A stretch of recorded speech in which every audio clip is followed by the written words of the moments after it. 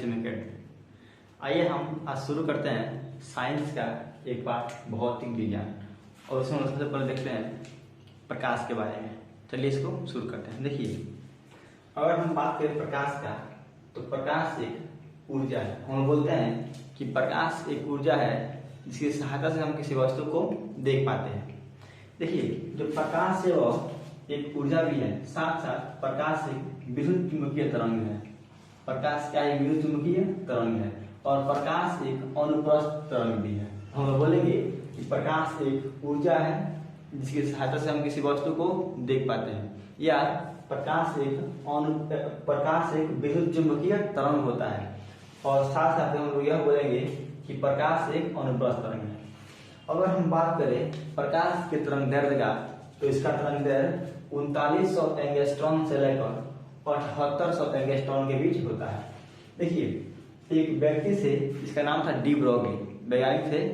इन्होंने बताया कि जो प्रकाश होता है उसका डुअल नेचर होता है। प्रकाश का होता है द्वैत प्रकृति।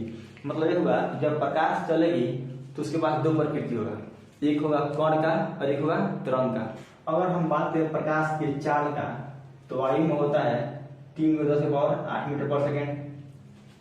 अगर हम बात करें प्रकाश की चाल पानी में, तो वह होता है 2.25×10⁸ मीटर पर सेकेंड।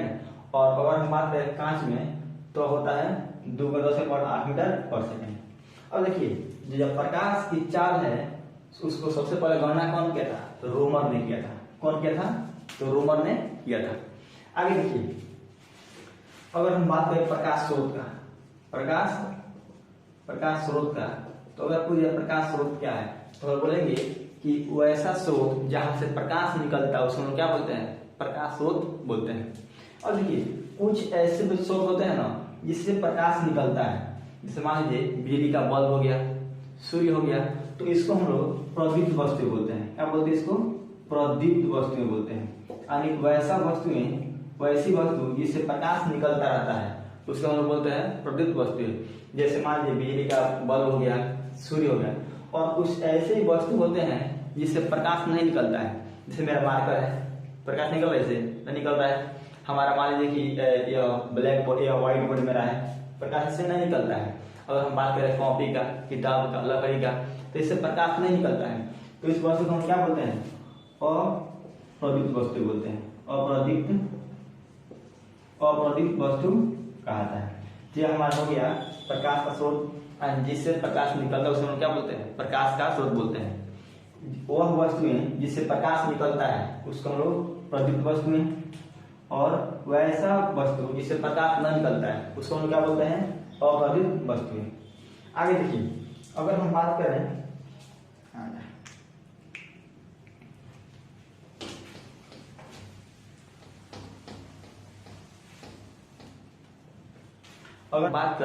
प्रकाश के किरणपुंज का, प्रकाश के किरणपुंज, तो इसमें बोलेंगे कि प्रकाश किरणों के समूह को प्रकाश का किरणपुंज कहते हैं। प्रकाश किरणों के समूह को प्रकाश का किरणपुंज कहते हैं। और इसको बांटा गया 3 भागों में। पहले का नाम होता है अभिसारी किरणपुंज। अभिसारी किरणपुंज, इसको हम बोलते हैं कन्वर्जिंग बीम बोलते हैं। ठीक है। दूसरा होता है अपसारी किरणपुंज। देखिए, यह अभिसारी है और यह अपसारी है। अपसारी किरणपुंज। और एक होता है, इसको हम बोलते हैं डाइवर्जिंग बीम। और तीसरा होता है समांतर किरणपुंज।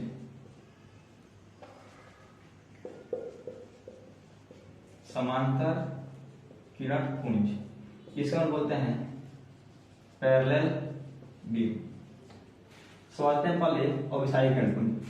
मान लीजिए कि जब प्रकाश किरणें किसी स्रोत से आ रही हो, कहीं से भी आ रही हो, और एक पॉइंट पर मिल रहा हो, यहां से प्रकाश आया, यहाँ मिल गया, यहाँ से आया, इधर मिल गया, यहाँ से आया, इधर मिल गया, यहाँ से आया, ये मिल गया।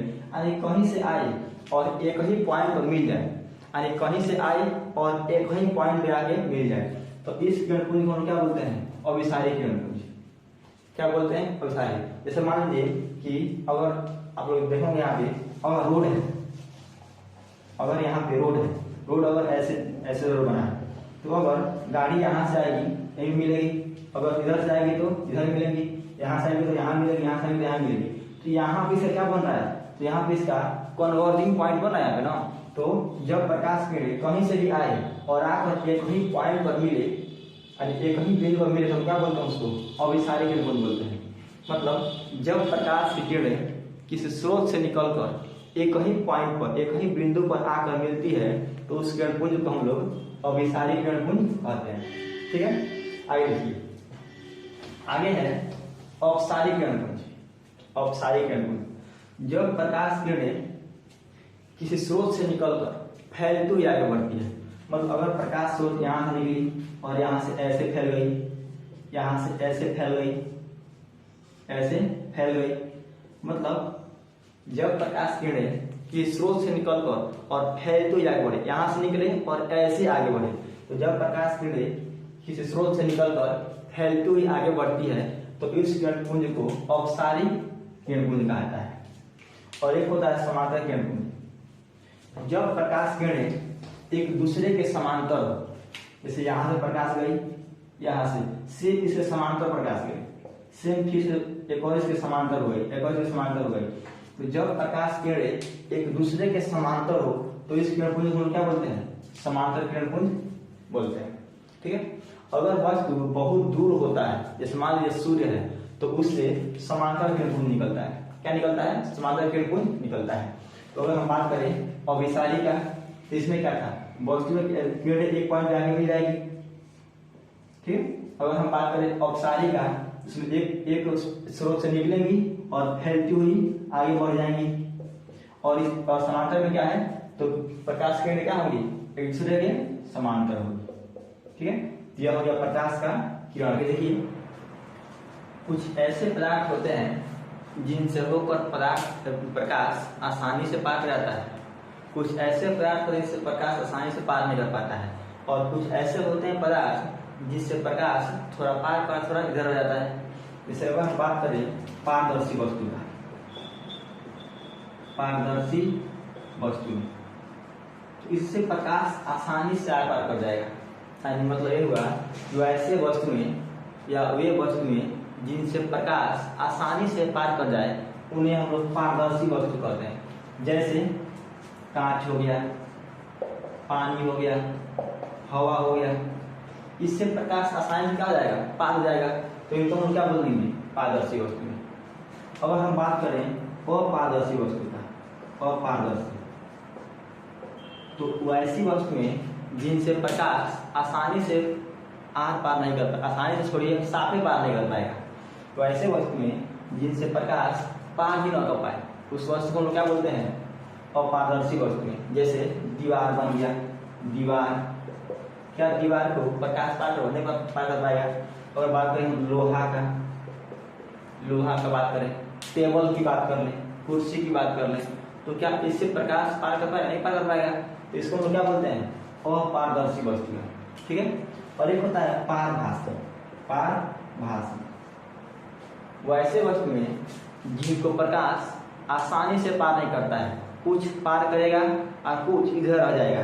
जैसे घिसा हुआ कांच होगा, वो घिसा हुआ कांच, घिसा हुआ कांच, अगर हम कांच को घिस दें तो उससे प्रकाश कुछ अंदर जाएगा, कुछ बाहर आ जाएगा, तो उसको हम क्या बोलते हैं? पारभासी वस्तु। ठीक, और नेक्स्ट वीडियो में पढ़ेंगे प्रकाश का परावर्तन क्या होता है और परावर्तन के नियम कितने होते हैं और नियम होता क्या है। ठीक है, इसको देखेंगे हम लोग नेक्स्ट वीडियो में।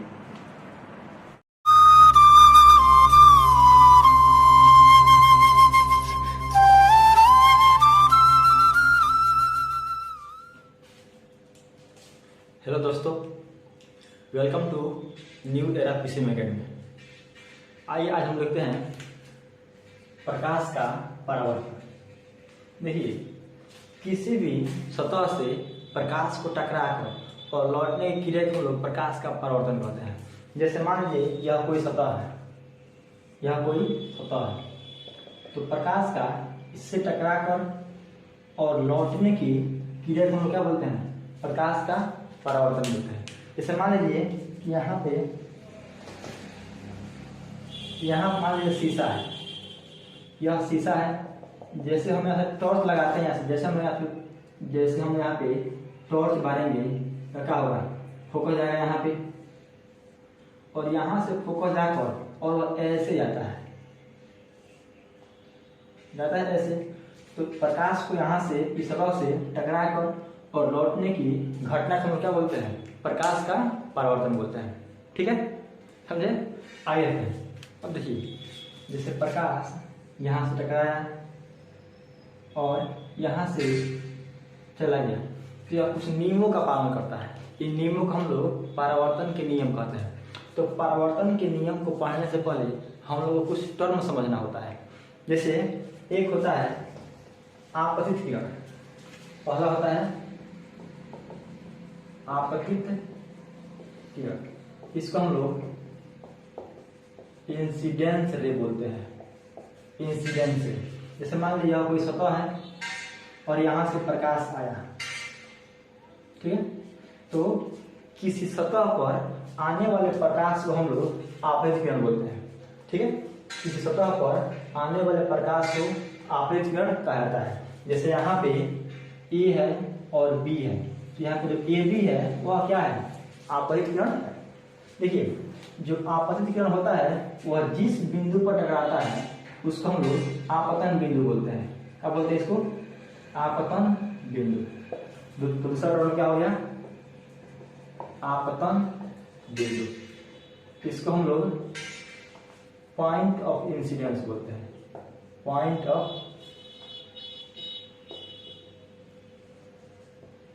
इंसिडेंस। ठीक है, अब देखिए, जब प्रकाश यहाँ से आता है तो टकराता है बिंदु पे, तो आने वाले किरण हम लोग आपतित किरण बोलते हैं, और टकराता है जिस बिंदु उसको हम क्या बोलते हैं? तो आपतन बिंदु बोलते हैं। और यहाँ से टकरा कर जो किरण लौटता है उसको हम क्या बोलते हैं? तो उसको हम बोलते हैं परावर्तित किरण बोलते हैं। तो तीसरा होता है पॉइंट परावर्तित किरण।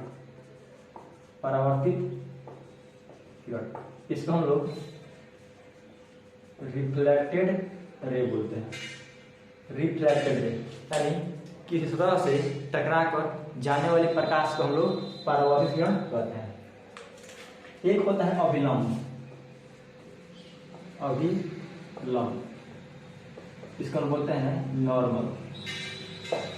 तो इसका मतलब होता है कि आपतन बिंदु पर, आपतन, जैसे मान लीजिए कि यहाँ से कोई सतह है, यहाँ से प्रकाश आया और यहाँ से आया और ऐसे चला गया, तो जहाँ पे टकरा रहा है इस जो आपतन बिंदु पर उस पर हम लंब डालते हैं। तो इस लंब को हम लोग क्या बोलते हैं? अभिलंब बोलते हैं। तो यहाँ पे टकरा रहा है तो अगर हम इस बिंदु पर लंब डालते हैं जिसको हम बोलते हैं अभिलंब। मतलब आपतन बिंदु पर डाले गए लंब को अभिलंब कहा जाता है। ठीक है, एक होता है पांचवा आपतन कोण। आपतन कोण, इसको हम लोग एंगल ऑफ इंसिडेंस कहते हैं। मतलब अभिलंब, यह मान लीजिए यह अभिलंब हो गया, तो अभिलंब, यह है अभिलंब और यह है आपतित किरण। तो अभिलंब और आपतित किरण के बीच का जो कोण बनता है, अभिलंब और आपतित किरण के बीच के बने कोण को हम लोग आपतन कोण कहते हैं। और एक होता है परावर्तन कोण, छठवां परावर्तन कोण, इसको हम बोलते हैं एंगल ऑफ रिफ्लेक्शन।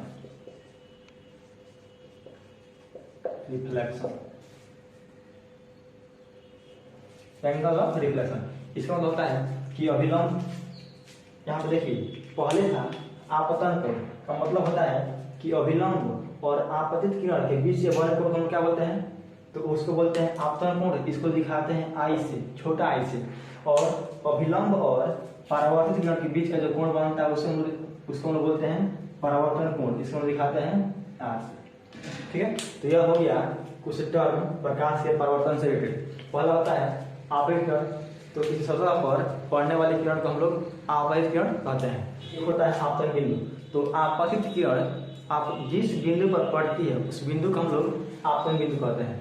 एक होता है परावर्तित किरण, तो प्रकाश परावर्तन के बाद लौटने वाली किरण को, प्रकाश के परावर्तन के बाद यानी मतलब प्रकाश आया तो उसको हम बोल दिए आपतित किरण, जहाँ पे टकराया उसको बोल दिए आपतन बिंदु। तो जहाँ से जब वो लौटेगा तो उस किरण को हम क्या बोलते हैं, परावर्तित किरण बोलते हैं, ठीक है। और आपतन बिंदु पर खींचे गए लंब को अभिलंब बोलते हैं, ठीक। और आपतन को, तो अभिलंब यह है अभिलंब और यह है आपतित किरण और अभिलंब। तो आपतित किरण और अभिलंब के बीच बने कोण को आपतन बिंदु कहते हैं, और अभिलंब और परावर्तित किरण के बीच के बने कोण को हम लोग आपतन या परावर्तन कोण कहते हैं, ठीक है। यह हो गया टर्म प्रकाश के परावर्तन से रिलेटेड, ठीक है। आगे हम लोग पढ़ेंगे कि प्रकाश के परावर्तन के नियम क्या होते हैं, क्योंकि जब प्रकाश यहाँ से हो रहा है परावर्तन तो कुछ नियम को फॉलो करता होगा, तो उसी नियम को हम लोग आगे पढ़ना है।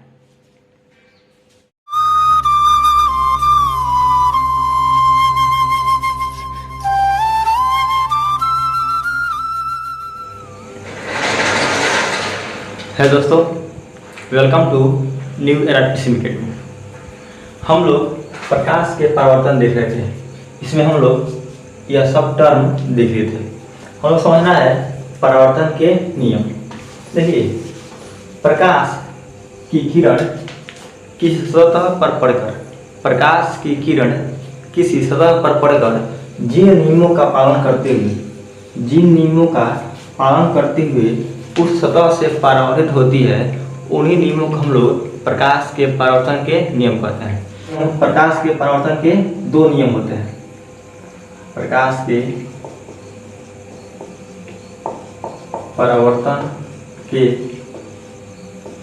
दो नियम होते हैं। पहला होता है आपतन कोण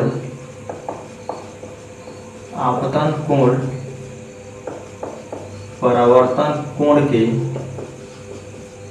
बराबर होता है।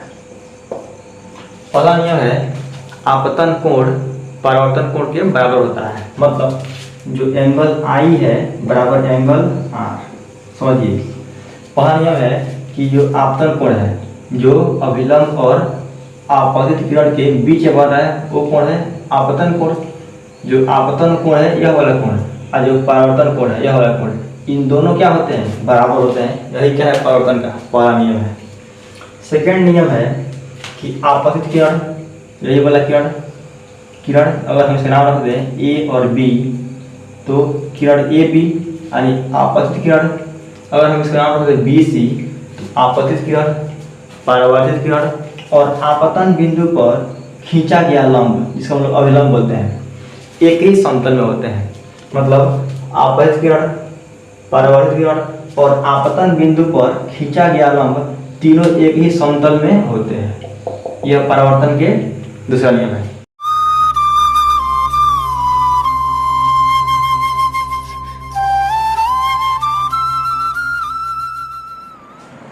हेलो दोस्तों, welcome to New Era Teaching Academy. हम लोग पिछली वीडियो में देखे थे कि प्रकाश के परावर्तन के नियम क्या होते हैं, परावर्तन के नियम। और इसमें हम देखे थे कि परावर्तन के दो नियम होते हैं। पहला नियम होता है जो आपतित कोण है और जो आपतन कोण है वह बराबर होता है परावर्तन कोण के। और सेकंड नियम देखे थे कि आपतित किरण, परावर्तित किरण और आपतन बिंदु पर डाला गया हम तीनों एक ही तल में होते हैं। तो यह हम लोग दोनों नियम देखे थे। इस वीडियो में हम समझेंगे कि प्रतिबिंब, जो कोई भी दर्पण हो उसे प्रतिबिंब बनता कैसे है। तो जो यह बनता है उस समय हम देखेंगे प्रतिबिंब के बारे में। प्रतिबिंब में होता क्या है कि मान लीजिए यहाँ पर कोई दर्पण है, यहाँ पे कोई दर्पण है, ठीक है। यहाँ से प्रकाश, मान लीजिए कोई भी यहाँ पर दर्पण है, चाहे गोली दर्पण है और चाहे समतल दर्पण है, तो पहले उस वस्तु से प्रकाश निकलता है। तो मान लीजिए यहाँ कोई दर्पण है, यहाँ से पहले प्रकाश निकलेगा, ठीक है, इससे टकराएगा, इससे ऐसे टकराएगा और जहाँ पे काटेगा वहीं पर क्या बनता है, इसका प्रतिबिंब बनता है। तो पहला क्वेश्चन यही पूछता है कि प्रतिबिंब कहते किसे हैं, प्रतिबिंब किसे कहते हैं।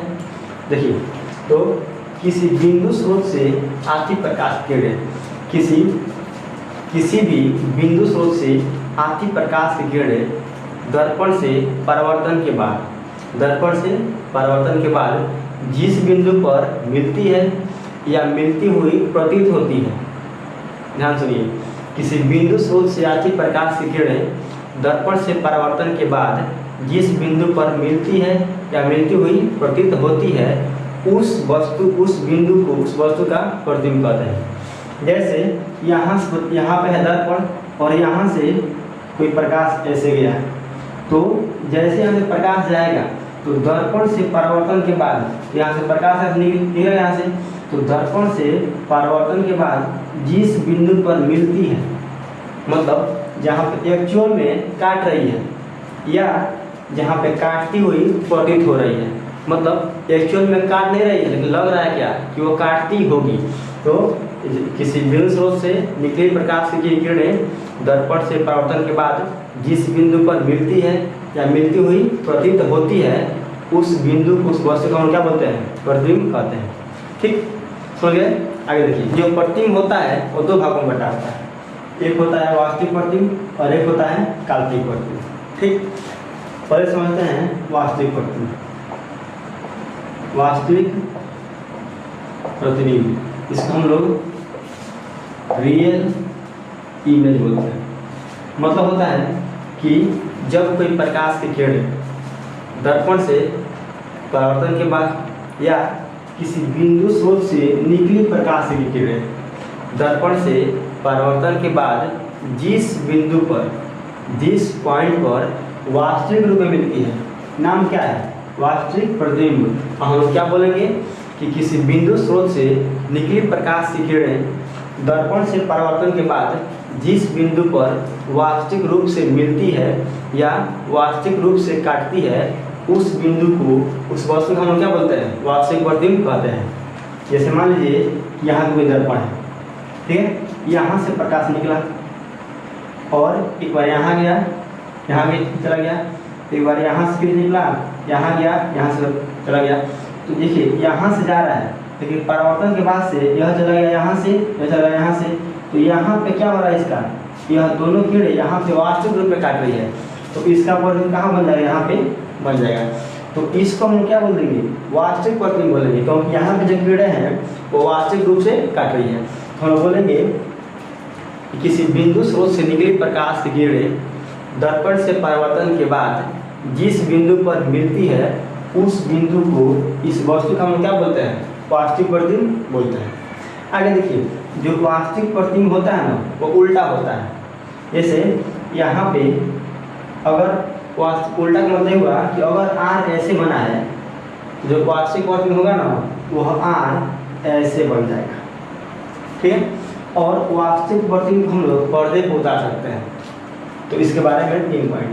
पहला पॉइंट है कि जो वास्तविक प्रतिबिंब होता है वो क्या होता है? वो तो उल्टा होता है, और वास्तविक प्रतिबिंब हम लोग पर्दे पर उतार सकते हैं। ठीक, आगे देखिए, तो यह हो गया हम लोग का वास्तविक प्रतिबिंब। एक होता है आभासी प्रतिबिंब, जिसको हम लोग काल्पनिक बोलते हैं। दूसरा होता है आभासी या काल्पनिक प्रतिबिंब। काल्पनिक प्रतिबिंब, जिसको हम लोग वर्चुअल इमेज बोलते हैं। Virtual image. इसका मतलब होता है कि जब किसी बिंदु स्रोत से निकले प्रकाश की किरणें दर्पण से परावर्तन के बाद जिस बिंदु पर मिलती हुई प्रतीत होती है, उस बिंदु को, इस वस्तु का हम क्या बोलते हैं? काल्पनिक प्रतिबिंब बोलते हैं। समझिए, यहाँ से मान लीजिए कि कोई यहाँ पे दर्पण है, यहाँ पे कोई वस्तु रखा गया है, यहाँ से प्रकाश गया, इधर चला गया, यहाँ से गया, इधर चला गया। तो बताइए, यह इधर से जा रहा है, इधर निकल गया, यह जा रहा है इधर से, इधर निकल गया, तो क्या ये दोनों आगे काटेंगे? कहीं नहीं काटेंगे। इसका जो दूरी है मतलब आगे बढ़ा जाएगा। तो यह जब हम इसको बढ़ाएंगे आए की ओर, तब काटेंगे सब। अगर हम इसको बढ़ाएं आए की ओर, तो देखिए यहाँ पे कहीं काट रहा है, यहाँ पे काट रहा है, तो इसका प्रतिबिंब यहाँ बन रहा है।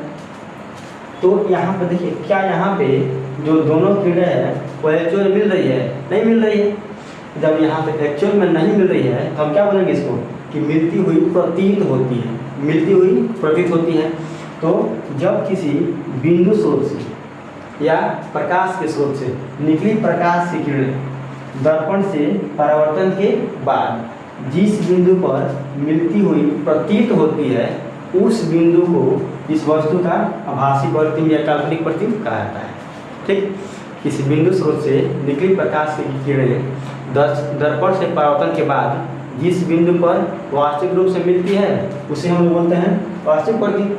और किसी बिंदु स्रोत से निकली प्रकाश की किरणें दर्पण से परावर्तन के बाद जिस बिंदु पर काल्पनिक रूप से मिलती है उन्हें हम लोग क्या बोलते हैं, काल्पनिक या आभासी प्रतिबिंब कहा जाता है। ठीक है, अब देखिए अगर हम लोग यहाँ पर बनाए वास्तविक प्रतिबिंब और यहाँ पे करें काल्पनिक प्रतिबिंब, तो इन दोनों में पहला अंतर यही है, इसका परिभाषा पहला अंतर है कि किसी बिंदु स्रोत से आती प्रकाश की किरणें दर्पण से परावर्तन के बाद जिस बिंदु को वास्तविक रूप से मिलती है उन्हें वास्तविक प्रतिबिंब कहा जाता है। और इसका पहला अंतर है कि किसी बिंदु स्रोत से आती प्रकाश की किरणें दर्पण से परावर्तन के बाद जिस बिंदु पर मिलती हुई प्रतीत होती है उन्हें हम लोग काल्पनिक प्रतिबिंब कहते हैं। ठीक है, इसका हम लोग आभासी बोल जाता है, इसको हम लोग आभासी बोलते हैं। दूसरा अंतर है कि जो वास्तविक प्रतिबिंब होता है वो उल्टा होता है। मतलब अगर वस्तु ऐसे खड़ा है जो इसका प्रतिबिंब बनेगा वास्तविक प्रतिबिंब वो ऐसे उल्टा बनता है, मतलब वो ऐसे हो जाएगा, समझे। और जो यहाँ जो वास्तविक प्रतिबिंब होता है वो उल्टा होता है और यह सीधा प्रतिबिंब होता है, सीधा बनता है। ठीक, तीसरा अंतर है कि वास्तविक प्रतिबिंब जब वास्तविक है तो इसको हम लोग पर्दे पर उतार सकते हैं और इसको हम लोग पर्दे पर, तीसरा अंतर है इसको हम लोग पर्दे पर नहीं उतार सकते हैं। यह हो गया वास्तविक प्रतिबिंब और आभासी प्रतिबिंब अंतर। ठीक है, आगे हम देखते हैं कि जो हम लोग को देखिए इस पाठ में हम लोग को ना दो हम लोग दर्पण पढ़ना है, एक पढ़ना है समतल दर्पण और एक पढ़ना है हम लोग को गोलीय दर्पण। तो हम लोग इस जो आगे हम देखेंगे कि दर्पण होता क्या है, दर्पण के भाग देखेंगे और दर्पण से प्रतिबिंब कैसे बनता है उसको हम आगे देखेंगे। ठीक है,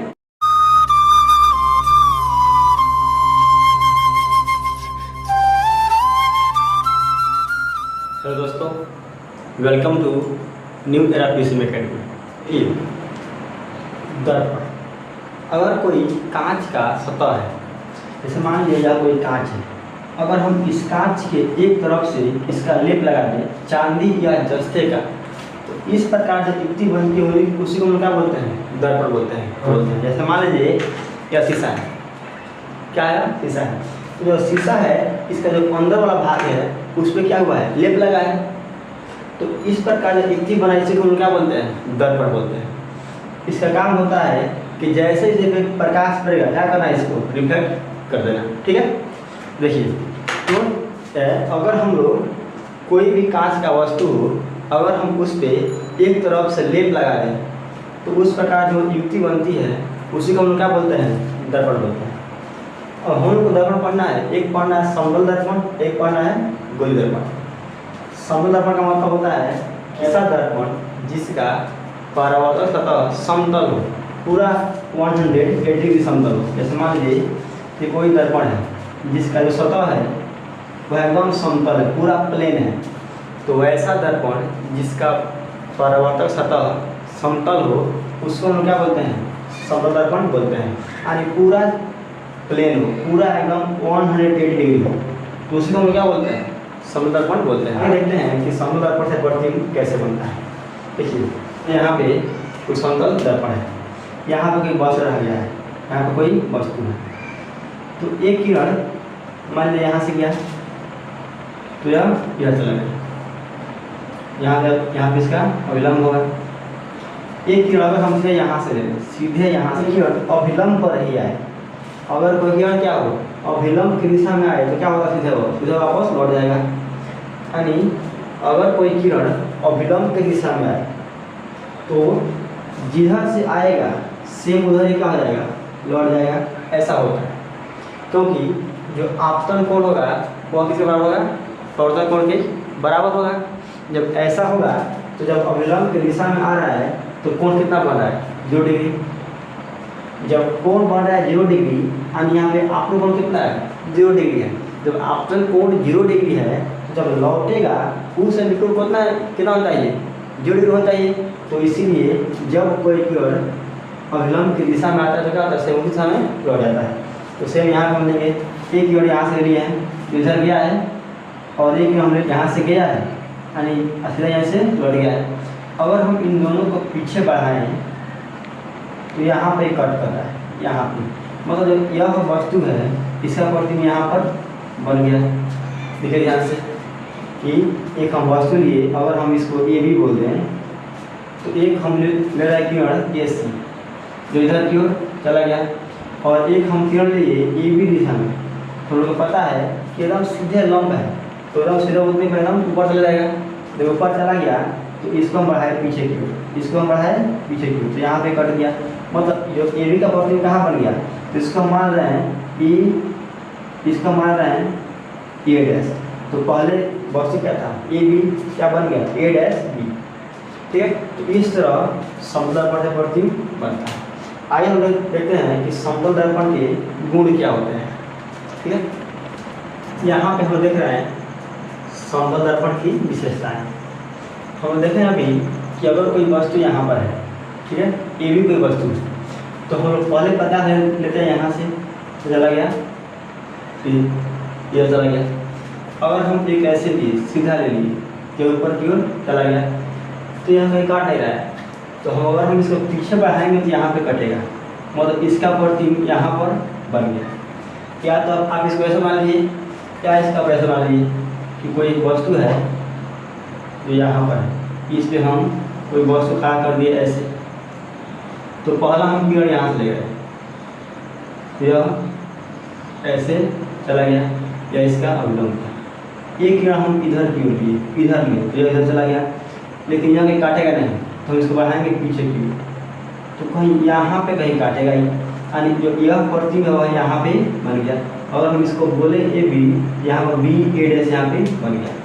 तो हम यहाँ पर देख रहे हैं कि जितनी दर्पण से जितनी दूरी में हम रख रहे हैं वस्तु को सेम उतनी दूरी पर क्या बन रहा है इसका प्रतिबिंब बन रहा है। यानी जितना दूरी है ए बी का ए बी उतना दूरी क्या है बी ए डैश है। कि जो वस्तु की दूरी है दर्पण से सेम वही दूरी है प्रतिबिंब की दर्पण से। मतलब इसकी पहला विशेषता यह है कि जो प्रतिबिंब की दूरी होती है वह दर्पण की वस्तु दूरी के बराबर होती है। तो समतल दर्पण से जो प्रतिबिंब बनता है उसका पहला विशेषता कि प्रतिबिंब दर्पण से जितनी दूरी पर वस्तु रखा होता है सेम उतनी दूरी पर क्या बनता है वस्तु का प्रतिबिंब बनता है। यह हो गया पहला विशेषता। दूसरा होता है एक इसका विशेषता होता है, देखिए यहाँ पे जो बन रहा है प्रतिबिंब एकदम पीछे बन रहा है इसके, देखिए इसके पीछे बन रहा है इसके पीछे बन रहा है। दूसरा विशेषता क्या है कि जो प्रतिबिंब बनता है दर्पण के पीछे बनता है। तो इसका पहला था कि जितनी दूरी पर वस्तु होगा सेम उतनी दूरी पर क्या बनेगा उसका प्रतिबिंब बन जाएगा। और अगला इसकी विशेषता है कि जो प्रतिबिंब बनता है दर्पण के पीछे बनता है। ठीक, आगे देखिए अगला विशेषता है कि प्रतिबिंब का आकार वस्तु के आकार के बराबर होता है। प्रतिबिंब वस्तु की अपेक्षा सीधा बनता है। देखिए यहाँ पे जैसे मान लीजिए कि यही मान लीजिए कि शीशा है, ठीक है। देखिए यहाँ यह मान लीजिए शीशा है और अगर हम वस्तु को यहाँ पे रखेंगे, देखिए एकदम सीधा प्रतिबिंब बना है यहाँ पे, एकदम सीधा प्रतिबिंब बना है, सीधा प्रतिबिंब बना है यहाँ पे। मतलब जो समतल दर्पण होता है उससे प्रतिबिंब क्या बनता है सीधा बनता है। क्या बनता है सीधा बनता है। लेकिन जो प्रतिबिंब बनता है ना वो पार्श्विक रूप से उल्टा होता है। दोबारा समझिए इसको, ऐसे जो प्रतिबिंब बना वो तो उल्टा बना, जो प्रतिबिंब बना वो कैसा बना सीधा बना। मतलब अगर मार्कर हमारा ऐसे है, अगर हमारा मार्कर ऐसे है तो जो प्रतिबिंब बना है वो भी सेम ऐसे ही है, एकदम सीधा है, लेकिन पार्श्विक रूप से उल्टा है, मतलब साइड से उल्टा हुआ है। समझिए दोबारा इसको, आर ऐसे है, अगर आर ऐसे है तो इसका जो प्रतिबिंब बनेगा वो भी सेम ऐसे ही बनेगा, लेकिन साइड से उल्टा बनेगा, समझे, साइड से उल्टा बनेगा। मतलब जो समतल दर्पण से प्रतिबिंब बनता है वो तो सीधा होता है, लेकिन पार्श्विक रूप से उल्टा होता है। ठीक, तो इसकी अगला विशेषता है कि जो प्रतिबिंब बनता है वो आभासी बनता है। आप लोग को बोला है प्रतिबिंब में कि जब प्रतिबिंब आभासी बने या काल्पनिक बने तो जो प्रतिबिंब होगा ना वो सीधा बने, वो क्या होगा, वो सीधा बनेगा। तो यहाँ पे जब प्रतिबिंब सीधा बन रहा है मतलब प्रतिबिंब आभासी होगा, ठीक, यानी जब प्रतिबिंब वास्तविक होगा तो वो उल्टा बनेगा, और जब प्रतिबिंब आभासी होगा तो वो सीधा बनेगा। तो जब प्रतिबिंब यहाँ पे आभास सीधा बन रहा है तो प्रतिबिंब क्या होगा, जरूर आभासी है। ठीक है, प्रतिबिंब आभासी बनता है तो इसको हम लोग पर्दे बता नहीं सकते हैं। तो यह हो गया इसकी विशेषता।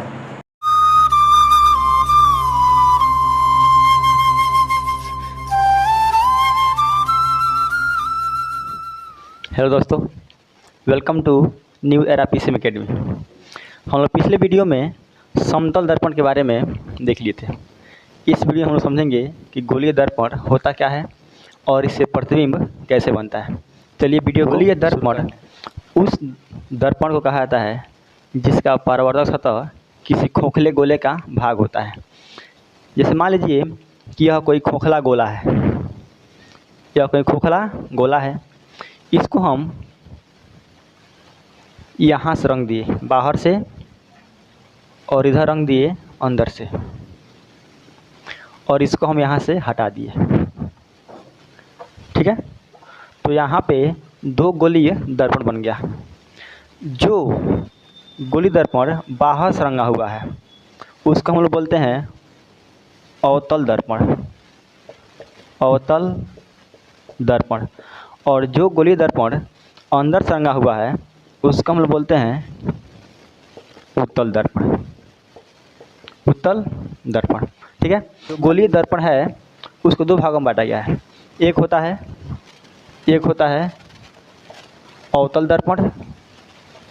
अवतल दर्पण जिसको हम लोग कॉनकेव मिरर कहते हैं, कॉनकेव मिरर।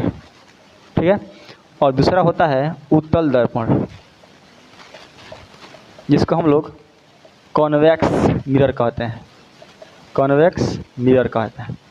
ठीक, तो गोलीय दर्पण को दो भागों में बांटा गया है। एक होता है अवतल दर्पण और एक होता है उत्तल दर्पण। ठीक, पहले समझते हैं अवतल दर्पण के बारे में।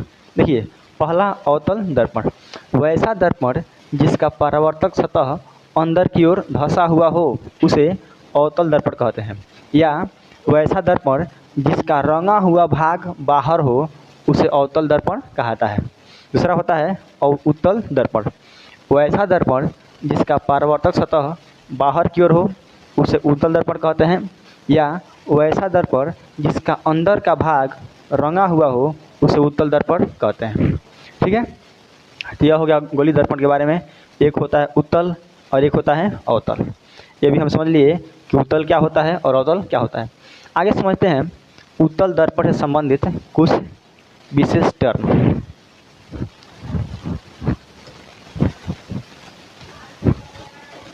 देखिए, पहला होता है ध्रुव। पहला क्या होता है? ध्रुव। इसको हम लोग पोल बोलते हैं, पोल। जैसे मान लीजिए यह कोई दर्पण है, तो यह दर्पण बाहर से रंगा गया हुआ है। यह दर्पण कहाँ से रंगा हुआ है?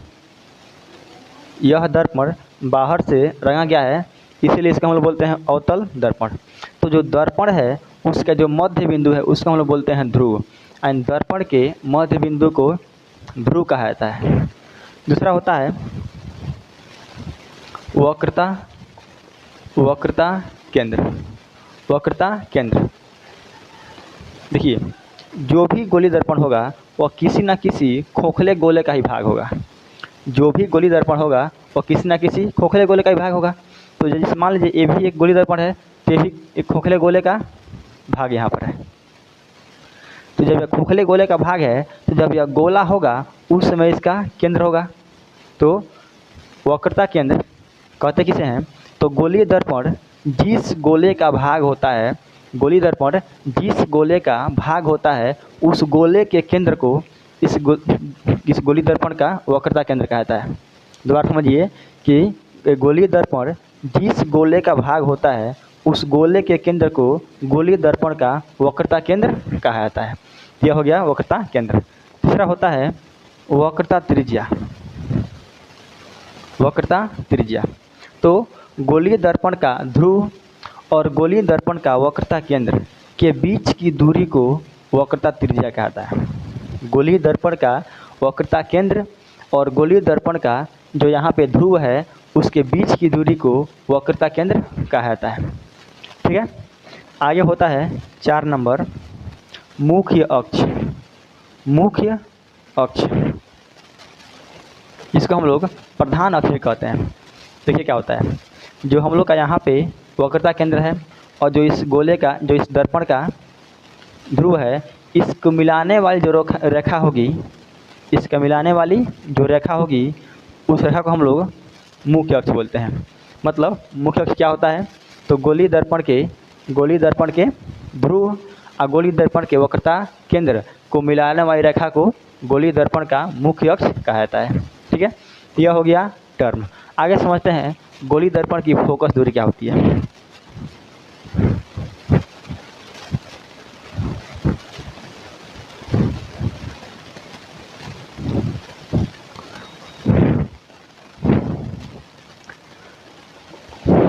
गोलीय दर्पण की फोकस एवं फोकस दूरी। देखिए मान लीजिए यह कोई गोलीय दर्पण है, यह है क्या, यह अवतल दर्पण है। तो मान लीजिए यह कोई गोलीय दर्पण है, तो गोलीय दर्पण के इसको हम लोग क्या बोलते हैं, मुख्य अक्ष बोलते हैं। इसका जो मध्य बिंदु को हम लोग ध्रुव बोलते हैं।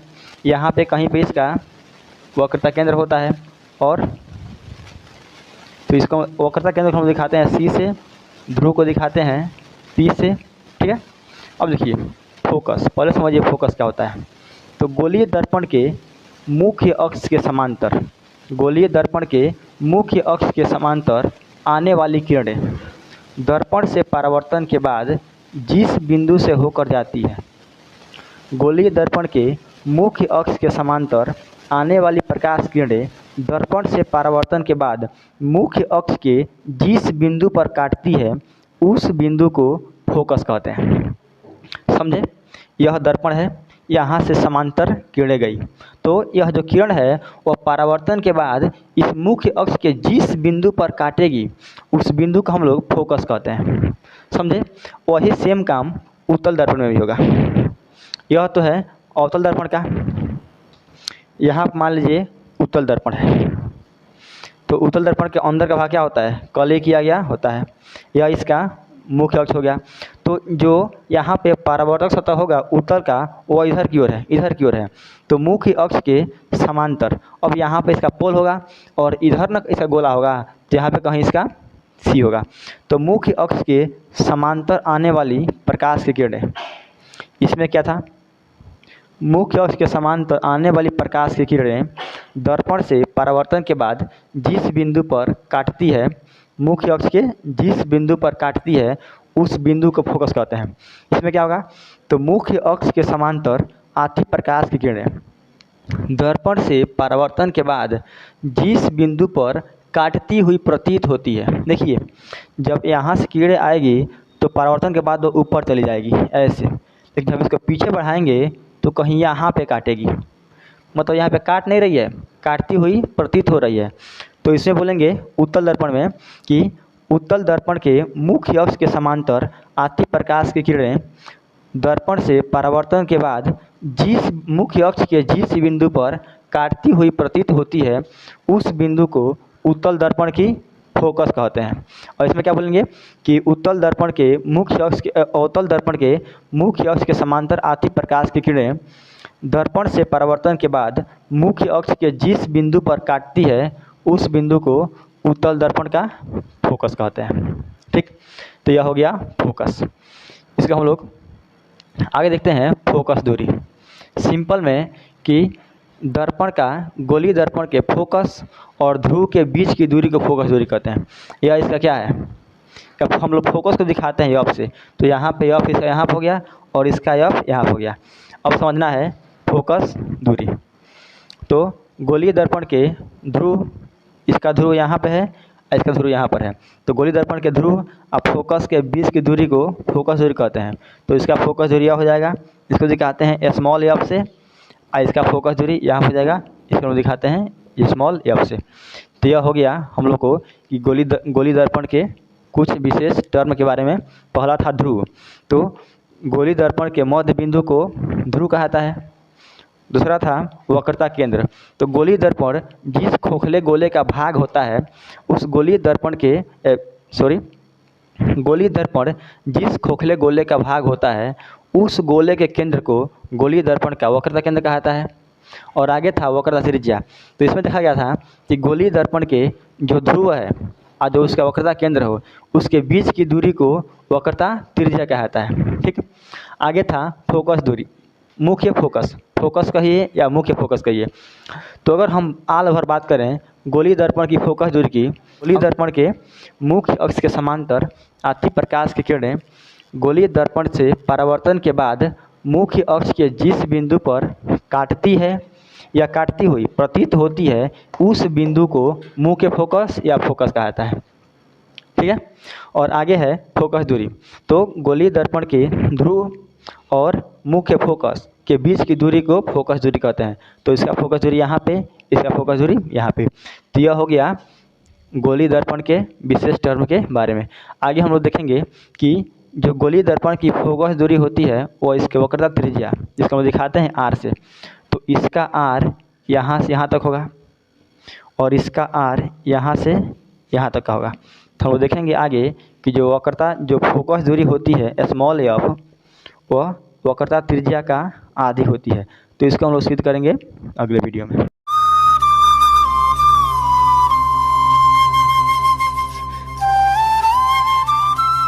हेलो दोस्तों, welcome to New Era PCM Academy. पिछले वीडियो में हम लोग देख लिए थे कि गोलीय दर्पण होता क्या है, प्रतिबिंब क्या होता है, और इसके बारे में हम लोग देख लिए थे। इस वीडियो में हम लोग समझेंगे कि ये क्वेश्चन पूछता है कि सिद्ध करें F बराबर R/2, या क्वेश्चन पूछता है कि सिद्ध करें कि गोलीय दर्पण की फोकस दूरी इसकी वक्रता त्रिज्या की आधी होती है, या एक क्वेश्चन पूछता है कि सिद्ध करें कि जो गोलीय दर्पण की वक्रता त्रिज्या होगी वो इसके फोकस दूरी का दोगुना होता है। तो इसका हम लोग सिद्ध करेंगे। चलिए वीडियो को शुरू करते हैं। देखिए, इसको सिद्ध करने के लिए पहले हम बनाते हैं कि यहाँ पे गोलीय दर्पण। तो मान लीजिए कि यह हम लोग का एक गोलीय दर्पण है जो एक अवतल दर्पण है, जो एक अवतल दर्पण है। इसका हम दे रहे हैं नाम M डैश। आप इसका जो मैं को नाम इसका दे सकते हैं, हम यहाँ पे M डैश कर दिए हैं। इसका यह होता है मुख्य अक्ष, यह क्या है इसका, तो इसका मुख्य अक्ष है। ठीक, यहाँ पे कहीं भी इसका C होगा जिसको हम लोग वक्रता केंद्र बोलते हैं। यहाँ पर इसका F होगा, इसको हम लोग फोकस कहते हैं। ठीक, तो सबसे पहले से हम लिखेंगे कि माना कि M डैश एक अवतल दर्पण है जिसका, देखिए इसका ध्रुव यहाँ पे P होता है, जिसका मुख्य अक्ष PC है, वक्रता केंद्र C है, मुख्य फोकस F है। ठीक है, आगे लिखेंगे कि मैंने यहाँ पे एक किरण AB लिया जो दर्पण से परावर्तन के बाद मुख्य अक्ष के एक बिंदु F से होकर चली जाती है। टेढ़ हो गया, थोड़ा हमको सोच बना देना है। हाँ, चलिए ठीक है। और यहाँ पे यह इसका अभिलंब होता है। कहाँ टेढ़ टाढ़ बन रहा है, पहले सोच कहाँ नहीं बन रहा है। ठीक है, अब देखिए अगर हम बात कर तो पहले हम इसको लिख लेंगे कि माना कि M डैश एक अवतल दर्पण है जिस पे एक किरण AB आपतित होती है और दर्पण से परावर्तन के बाद इसके मुख्य अक्ष के बिंदु F से होकर चली जाती है। तब लिखेंगे कि परावर्तन के नियम से, परावर्तन के नियम से। देखिए अगर हम देखें परिवर्तन के नियम से तो यहाँ पे एक कोण बन रहा है और यहाँ पे एक कोण बन रहा है और यह इसका अभिलंब है। तो हम लोग पढ़े हैं परिवर्तन के नियम से कि आपतन कोण परिवर्तन कोण के बराबर होता है, मतलब यह कोण इससे क्या होगा, बराबर होगा। तो यहाँ पे जो एंगल ए बी सी है, एंगल ए बी सी बराबर होगा एंगल सी बी एफ के, एंगल सी बी एफ के। यह समीकरण 1 हो गया। तो परिवर्तन के नियम से यह एंगल इसके बराबर हो गया। आगे हम बात करेंगे एकांतर अंतःकोण से। एकांतर अंतःकोण से देखिए, जब दो लाइन ऐसे हो, ऐसे एक रेखा ऐसे काटती हो तो यह एंगल इसके बराबर होता है और यह एंगल इसके बराबर होता है। इसको हम लोग बोलते हैं एकांतर अंतःकोण। तो मान लीजिए कि ए बी एक रेखा है और पी सी एक रेखा है, जिसको एक रेखा सी बी काट रही है, मतलब यह कोण इसका क्या होगा, बराबर होगा। तो यहाँ पे हम लिख रहे हैं, तो एकांतर अंतःकोण से एंगल ए बी सी बराबर होगा एंगल बी सी एफ के, एंगल बी सी एफ के। यह हो गया समीकरण 1 और 2। अब देखिए समीकरण 1 और 2 में एक साइड क्या है, बराबर है, तो सेकेंड साइड में क्या होंगे, इसके बराबर होंगे। तो यहाँ पे होगा एंगल सी बी एफ बराबर एंगल बी सी एफ, ठीक है। यानी जो एक त्रिभुज यहाँ पर बना सी बी एफ, इस त्रिभुज का सी बी एफ त्रिभुज का यह एंगल इस एंगल के बराबर हो गया। और जब किसी त्रिभुज के दो एंगल बराबर होते हैं ना, तो त्रिभुज समद्विबाहु होता है। मतलब यहाँ से हमको यह मिल रहा है कि त्रिभुज बी सी एफ, त्रिभुज बी सी एफ एक समद्विबाहु त्रिभुज है, समद्विबाहु त्रिभुज है। और जब कोई त्रिभुज समद्विबाहु होता है तो उसके सामने का भुजा भी क्या होता है, बराबर होता है। मतलब यहाँ से हमको क्या मिल रहा है, इसीलिए जो इसके सामने का यह वाला, इसके सामने का यह वाला, मतलब सी एफ बराबर बी एफ, ठीक है। जो यहाँ पर सी एफ है, इसके सामने का यह वाला सी एफ और इसके सामने का यह वाला एफ बी, दोनों क्या होंगे, बराबर होंगे। मतलब यहाँ से जाएगा सी एफ बराबर एफ बी। इसका मान रहे हैं समीकरण 3, ठीक। और यहाँ पे हम लोग एक एजम्पशन मानते हैं। हम मानते हैं कि यदि जो B है वो P के बहुत ही करीब हो, यदि B P के बहुत ही नज़दीक हो, तो जब जो B है वह P के नज़दीक आ जाए तो जो एफ बी है वह यहाँ पे आ जाएगा, यानी जो यहाँ पे एफ बी है वह आ जाएगा पी एफ पे।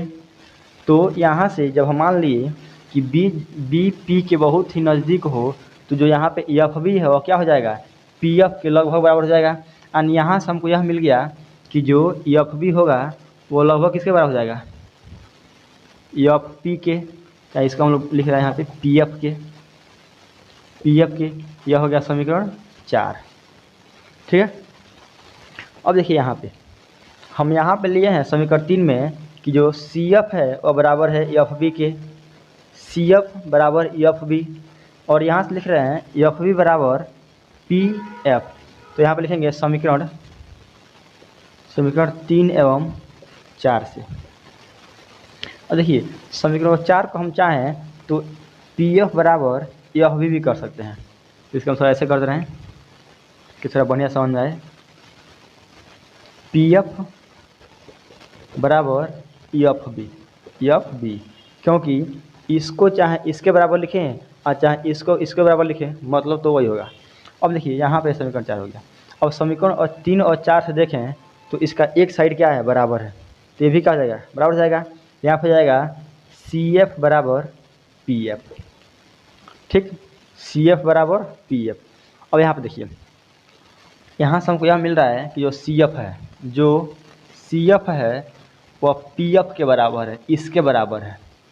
जो सी एफ है वह पी एफ के बराबर है।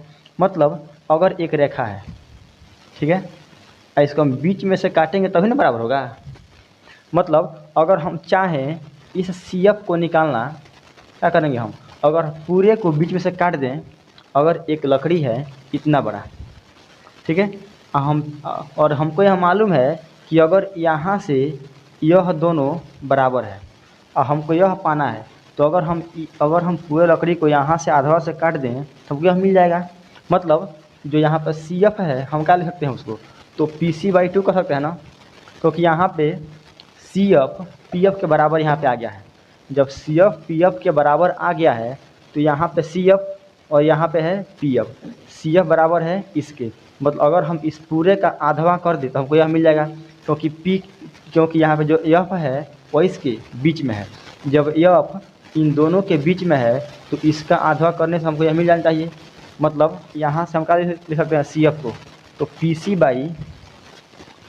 बाई 2 कर देंगे अब बराबर पी एफ। यहाँ पे लिख देंगे कि यहाँ पे जो सी एफ है, सी एफ बराबर पी सी बाई 2। ठीक, यहाँ तो कोई डाउट नहीं है। अब यहाँ पे देखिए ध्यान, अब यहाँ पे देखिए ध्यान से, पी सी क्या है, तो पी सी को हम लोग बोलते हैं वक्रता त्रिज्या, मतलब आर। यहाँ से यहाँ तक के हम लोग आर बोलते हैं। यह हो गया आर बाई 2 बराबर पी एफ, इसको हम लोग बोलते हैं फोकस दूरी एफ, और यही हमको लाना था। यह हो गया यह बराबर आर बाई 2। तो चाहे क्वेश्चन यह पूछे कि सिद्ध कीजिए कि किसी गोली दर्पण की वक्रता, किसी गोली दर्पण की फोकस दूरी उसकी वक्रता त्रिज्या की आधी होती है, तो यह कर देंगे।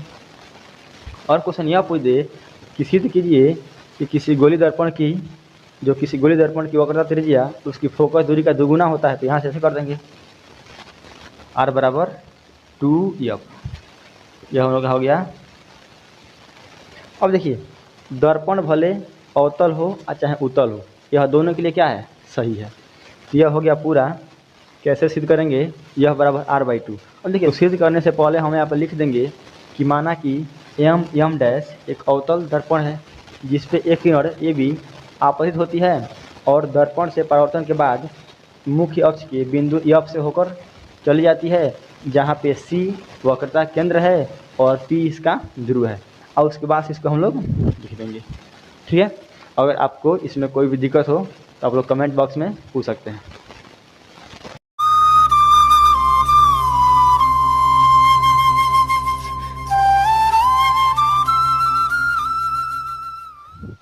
हेलो दोस्तों, welcome to New Era PCM Academy. हम लोग पिछले वीडियो में देखे थे कि एफ बराबर आर बाई 2 सिद्ध कैसे करते हैं। ठीक है, इस वीडियो में हम लोग यह समझेंगे कि जो हम लोग का दर्पण है, अवतल दर्पण हो या उत्तल दर्पण हो, उस फिगर यानी उससे प्रतिबिंब, उससे इमेज बनता कैसे है। ठीक है, चलिए वीडियो को शुरू करते हैं।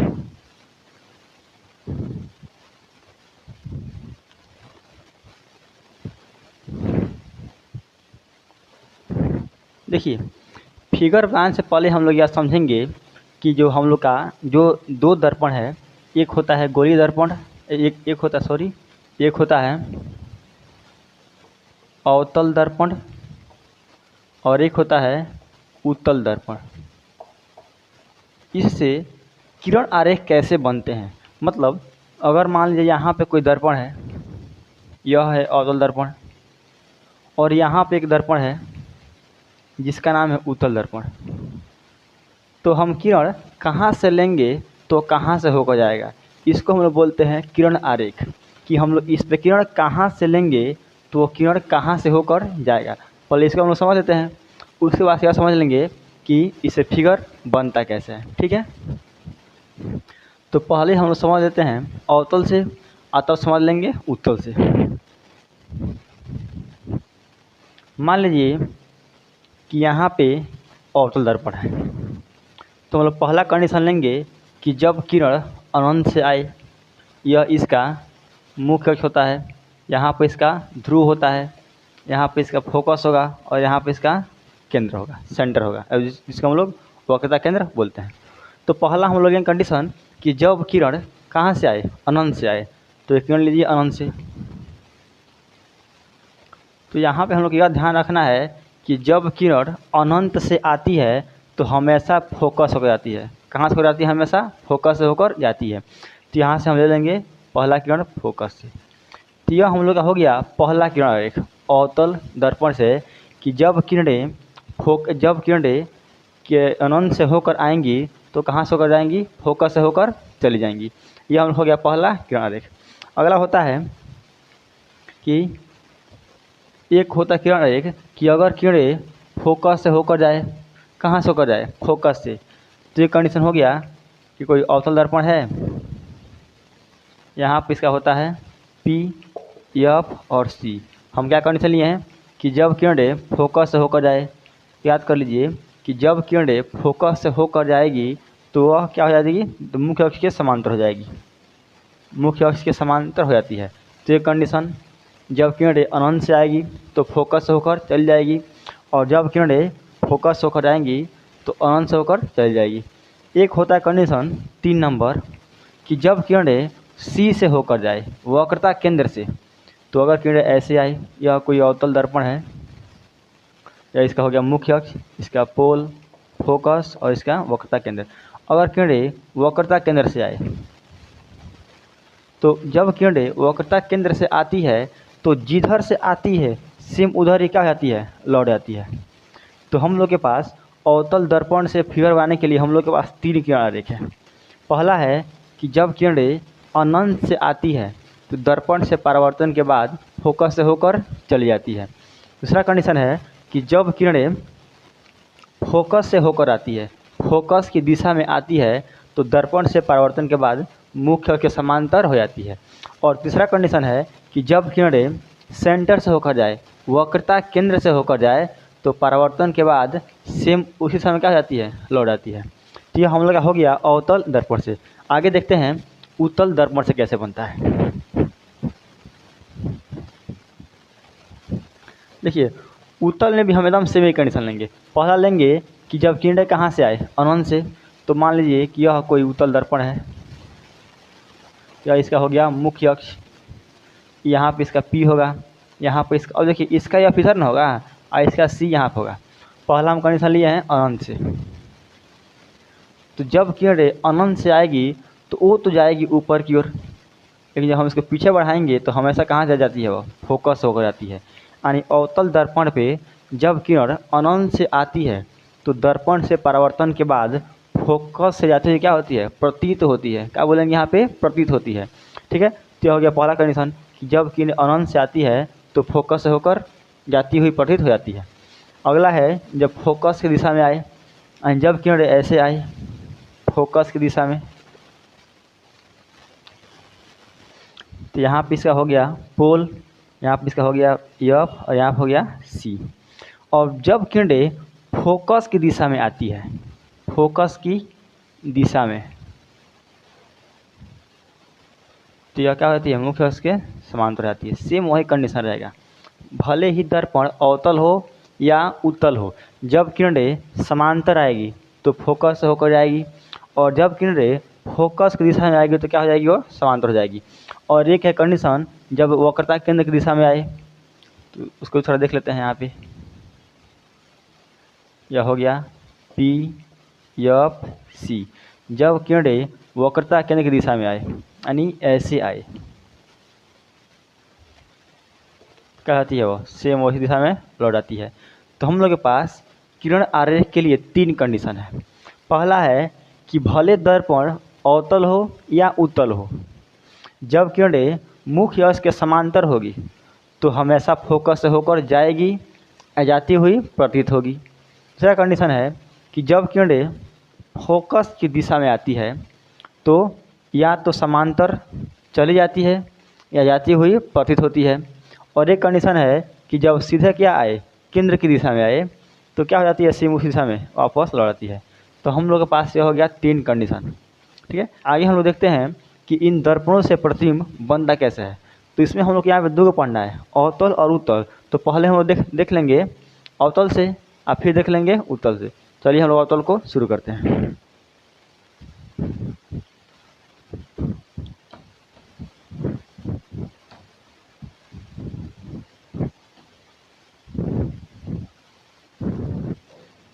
डाल लीजिए हेडिंग, अवतल दर्पण से प्रतिबिंब का बनना।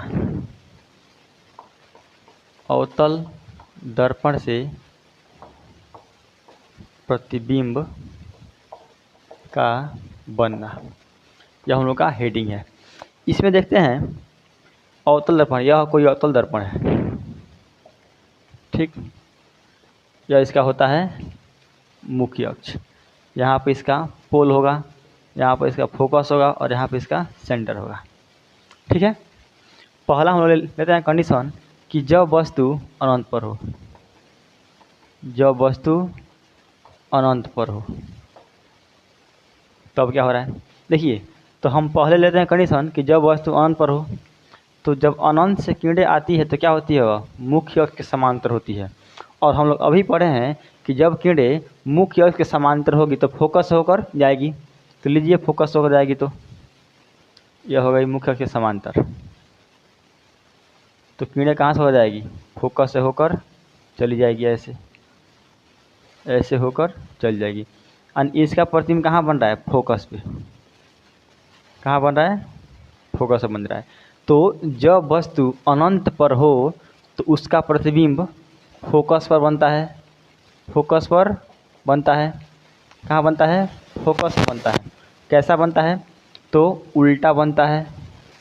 देखिए यहाँ पे उल्टा बना है, उल्टा बनता है, बहुत ही छोटा बन। देखिए जब वस्तु होता है अनंत पे तो बहुत बड़ा होता है, और इसका प्रतिबिंब बहुत यहाँ पे यह हो बन रहा है जो बहुत क्या है, छोटा है। लमसम हम उसको बिंदुवत मानते हैं। तो जब वस्तु अनंत पर हो तो उसका प्रतिबिंब फोकस से बनता है, उल्टा बनता है, और यहाँ पे बहुत छोटा बनता है, बहुत छोटा बनता है और वास्तविक बनता है, वास्तविक बनता है। क्योंकि यहाँ पे किरणें वास्तविक रूप में क्या हो रही है, काट रही है। तो पहला कंडीशन, जब वस्तु अनंत पर हो तो प्रतिबिंब कहाँ बनता है, तो प्रतिबिंब फोकस से बनता है, उल्टा बनता है, बहुत छोटा बनता है और वास्तविक बनता है। तो यह हो गया कि जब वस्तु अनंत पर हो। आगे देखते हैं कि जब वस्तु अनंत और सी के बीच में हो। यहाँ पे होता है अनंत, यहाँ पे है सी। तो जब वस्तु कहीं अनंत और इस सी के बीच में हो, लेते हैं कंडीशन। तो यह हो गया अवतल दर्पण, मुख्य अक्ष, पोल, फोकस, सेंटर। हम क्या माने हैं, जब वस्तु अनंत और सी के बीच में हो, तो इधर होता है अनंत, यहाँ पर होता है सी, इससे कहीं बीच में हो, ठीक। देखते हैं कि प्रतिबिंब कैसे बनता है। तो पहला किरण लेंगे मुख्य अक्ष के समांतर। जब किरण मुख्य अक्ष के समांतर होती है तो फोकस से होकर जाती है। तो यह हो गया, यह हो गया फोकस से। और एक किरण या तो आप सेंटर से लीजिए या आप फोकस से लीजिए। तो हम यहाँ पे फोकस ले रहे हैं, तो यहाँ पे यह इधर की ओर चल जाएगी और यहाँ पे कट रहा है। अब देखिए, तो यहाँ पे हम देख रहे हैं कि जब वस्तु अनंत और सी के बीच में होता है तो जो उसका प्रतिबिंब बन रहा है वह सी और एफ के बन रहा है। तो इसका प्रतिबिंब जो बनता है, प्रतिबिंब वह सी और एफ के बीच बनता है। कैसा बनता है, देखिए वस्तु सीधा है, आई नीचे बना है, नीचे उल्टा बन गया है। जब आर ऐसा है तो ये आर ऐसे बनता है, हम लोग क्या बोलते हैं, उसको उल्टा बोलते हैं। तो यहाँ पे प्रतिबिंब नीचे बन गया, मतलब उल्टा बन गया है। तो कैसा बनता है, उल्टा बनता है। और जब प्रतिबिंब उल्टा बनता है तो कन्फर्म है कि वो वास्तविक बनेगा, क्योंकि यहाँ पे किरणें वास्तविक रूप में काट रही है। तो प्रतिबिंब सी और एफ के बीच बनता है, उल्टा बनता है, वास्तविक बनता है। और देखिए यह वस्तु इतना बड़ा है, थोड़ा सा छोटा बन गया है और छोटा बनता है, ठीक। तो जब वस्तु अनंत और सी के बीच में होता है तो उसका प्रतिबिंब सी और एफ के बीच में बनता है, उल्टा बनता है, वास्तविक बनता है और छोटा बनता है। तो यह हो गया हम लोग का जब वस्तु सी और अनंत और सी के बीच में हो। आगे देखते हैं कंडीशन कि जब वस्तु सी पर ही हो, जब वस्तु सी पर हो, जब वस्तु कहाँ पर हो, सी पर हो। देखते हैं इसको। जब वस्तु सी पर हो तो यह हो गया हम लोग का अवतल दर्पण, यह हो गया मुख्य अक्ष, पोल, फोकस, सेंटर। जब वस्तु सी पर हो तो पहला किरण समांतर लेंगे तो होकर जाएगा फोकस से, एक लेंगे फोकस से तो हो जाएगा मुख्य अक्ष के समांतर, और यहाँ पे कहीं कटेगा यहाँ पे। तो जब वस्तु अनंत और सी पे हो, देखिए सी पे ही कट कर रहा है, मतलब जो प्रतिबिंब बनेगा, प्रतिबिंब वह कहाँ बनेगा, सी पर ही बन जाएगा। कैसा बनेगा, तो देखिए इस एल्गोरिथम उल्टा ही बना है तो उल्टा बनता है। देखिए यहाँ पे उल्टा यहाँ बना है, और जब उल्टा बनेगा तो वास्तविक बनता है। तो जब उल्टा बनेगा तो वास्तविक कन्फर्म होगा, तो यहाँ हो गया वास्तविक। और देखिए जितना बड़ा वस्तु है सेम उतना ही बड़ा क्या बना है, इसका प्रतिबिंब बना है। मतलब जो प्रतिबिंब का साइज है न ही छोटा है और न ही बहुत छोटा है, क्या है, वस्तु के बराबर है। और जो प्रतिबिंब बना है वस्तु के बराबर बना है, वस्तु के बराबर बना है। ठीक है, तो यह हो गया जब वस्तु सी पर हो। आगे देखते हैं 4 नंबर कि जब वस्तु सी और एफ के बीच में हो, सी और एफ के बीच में हो। देखिए यह हो गया हम लोग का अवतल दर्पण। ठीक है, यह हो गया मुख्य अक्ष, यहाँ पर होगा पोल, यहाँ पर होगा एफ और यहाँ पर होगा सी। कंडीशन क्या लिए हैं कि जब वस्तु सी और एफ के बीच में हो, तो सी और एफ के बीच में यह हम लोग का वस्तु हो गया। पहला किरण मुख्य अक्ष के समांतर, तो कहाँ से होकर जाएगा, फोकस से, यह फोकस से चला गया।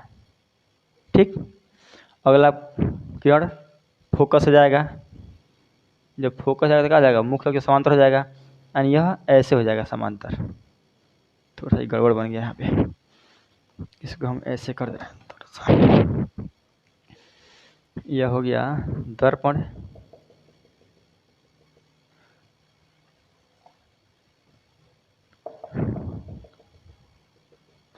यह हो गया मुख्य अक्ष, पोल, फोकस, सी। कंडीशन क्या है कि जब सी और एफ के बीच हो तो यहाँ पे वस्तु है। आप सी और एफ के बीच में जहाँ मन का वहाँ पर रख सकते हो।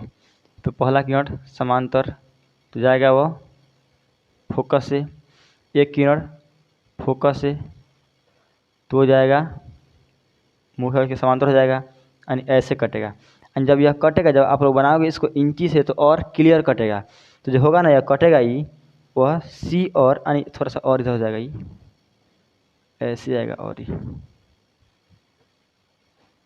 यहाँ पे कट करेगा।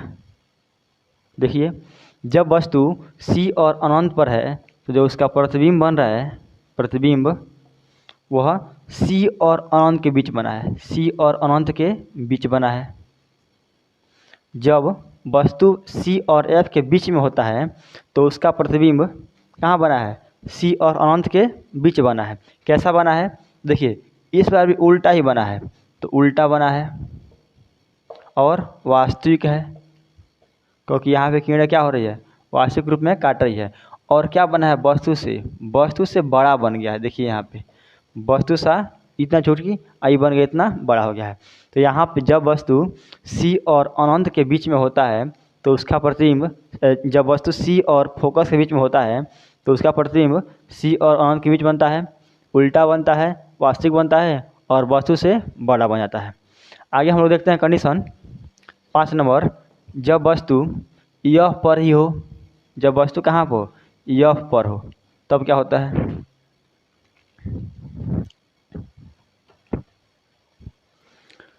तो यह हो गया हम लोग का दर्पण का नाम क्या है, अवतल नाम है।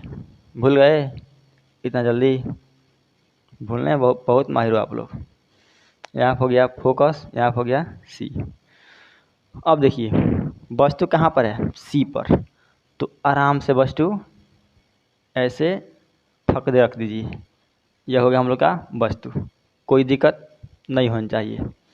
आगे है पहला किरण मुख्य अक्ष के समांतर, सबको पता है, आप देख रहे हो, आपको भी पता है कहाँ से हो जाएगा, फोकस से। ठीक, थोड़ा बोला करो यार, शांत रहने में मज़ा नहीं आ रहा है। ठीक, अब क्या, अब कहाँ से लेंगे किरण, बताइए कहाँ से लेंगे। हाँ, ऐसे बोला कीजिए, कहाँ से लेंगे, तो सेंटर से लेकर जाएंगे। तो यहाँ पर इसको ऐसे करेंगे तो कहाँ से जाएगा, वह ऐसे यह चला जाएगा। ठीक, ऐसे यह चला जाएगा। यहाँ पर देखिए, अब यहाँ पे यह क्या होगा, यहाँ पे आप लोग देख रहे हो कि दोनों ही कहीं काटने वाला नहीं है। ये दोनों किरणों है, इनका प्रोग्राम नहीं कि कहीं काटेंगे, सब ये समांतर हो गई है। और हम लोग को पता है कि जब दो किरणें समांतर होती है तो कहीं नहीं काटती है, मतलब ये कहाँ पर काटेगी, अनंत पे। ये बताइए, जब वस्तु अनंत पर होता है तो उससे कौन सा किरण पुंज निकलता है, समांतर किरण पुंज।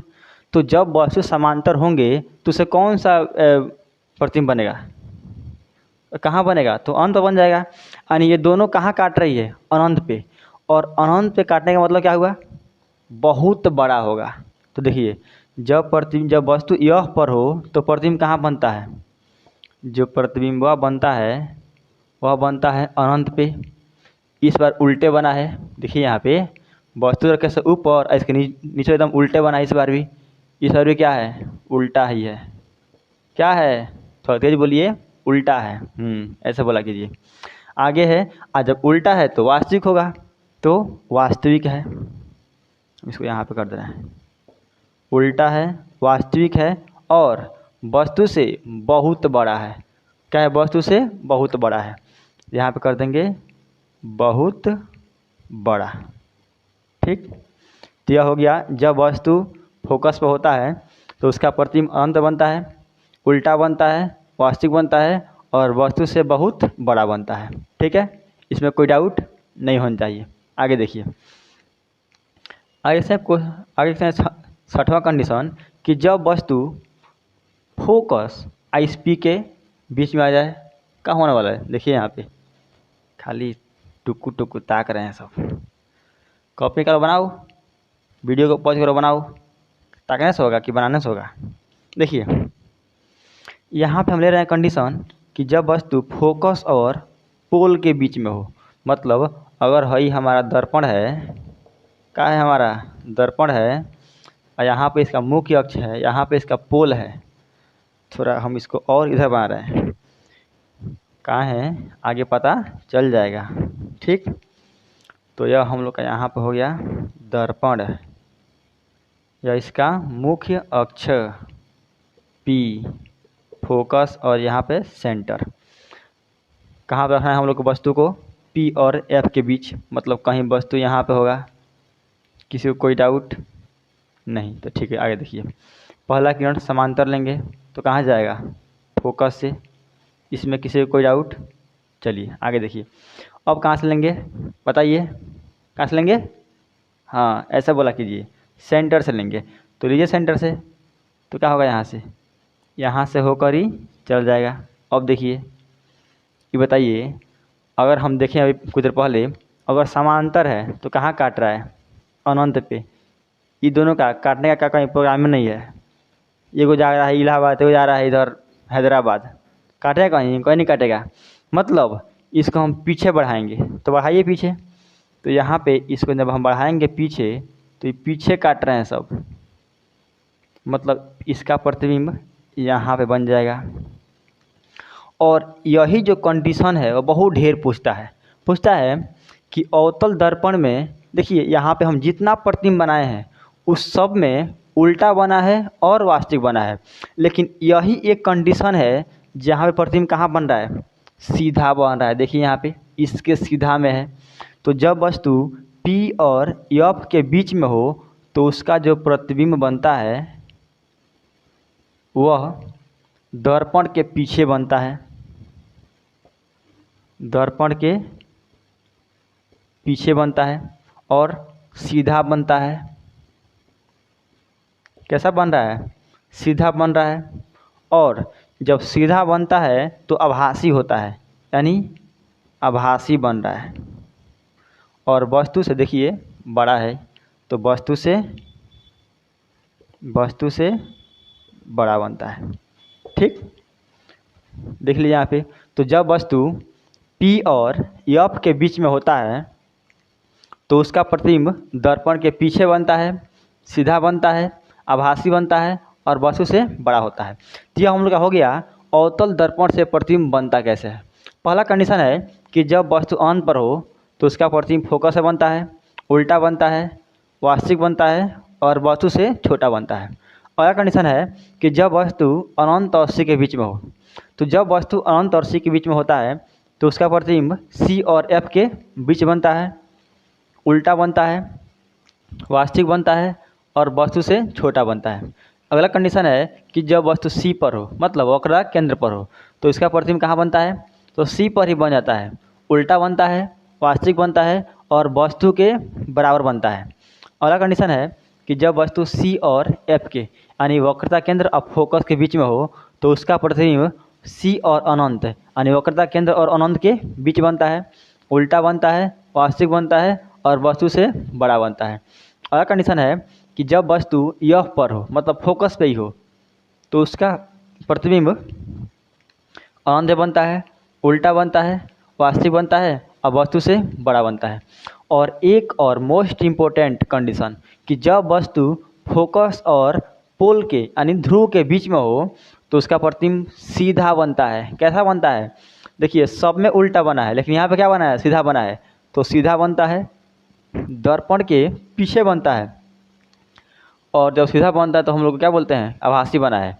और जब वस्तु P और F के बीच में होता है तो उसका प्रतिबिंब दर्पण के पीछे बनता है, सीधा बनता है, आभासी बनता है और वस्तु से बड़ा बनता है। ठीक है, तो यह हो गया यहाँ से क्वेश्चन।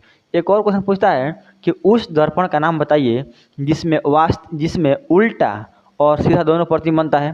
तो यही एक ऐसा दर्पण है जिसमें उल्टा ही बनता है और सीधा दोनों प्रतिबिंब बनता है, आभासी और वास्तविक दोनों प्रतिबिंब बनता है। क्योंकि अगर हम बात करें केवल समतल का, तो समतल में केवल सीधा बनता है और आभासी बनता है। और आगे हम लोग देखेंगे जब उत्तल के बारे में, तो उत्तल में भी केवल क्या बनता है, सीधा बनता है और आभासी बनता है। लेकिन यह एक केवल ऐसा दर्पण है जहाँ पे सीधा ही बन रहा है और यहाँ पे उल्टा दोनों बन रहा है। यही एक ऐसा दर्पण है जहाँ पे आभासी बन रहा है और यहाँ पे वास्तविक दोनों प्रतिबिंब बन रहा है। ठीक है, तो यहाँ से बहुत सारा क्वेश्चन पूछता है। यहाँ से कह देगा कि हम वस्तु को कहाँ पे रखेंगे कि उसका प्रतिबिंब फोकस से बने, या पूछ देगा कि हम वस्तु को कहाँ पे रखें कि उसका प्रतिबिंब C और F के बीच बने, हम वस्तु को कहाँ पे रखें कि उसका प्रतिबिंब C पर बने। ऐसे क्वेश्चन पूछता है। आगे पूछ देगा कि किरण आरेख खींचिए जब वस्तु C पर हो। ठीक, तो यहाँ से बहुत सारा क्वेश्चन पूछता है, आप उसे ध्यान से पढ़ लीजिएगा। आगे हम लोग देखेंगे कि नेक्स्ट वीडियो में कि उत्तल दर्पण से प्रतिबिंब बनता कैसे है।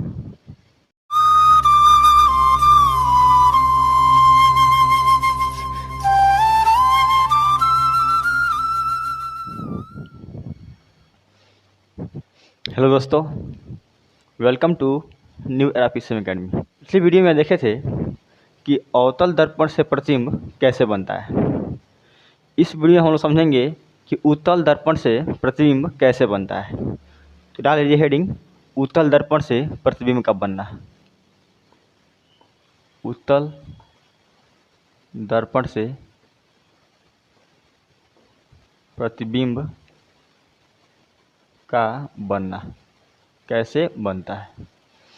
देखिए, यह मान लीजिए हमारा उत्तल दर्पण है। उत्तल दर्पण कहते किसे हैं,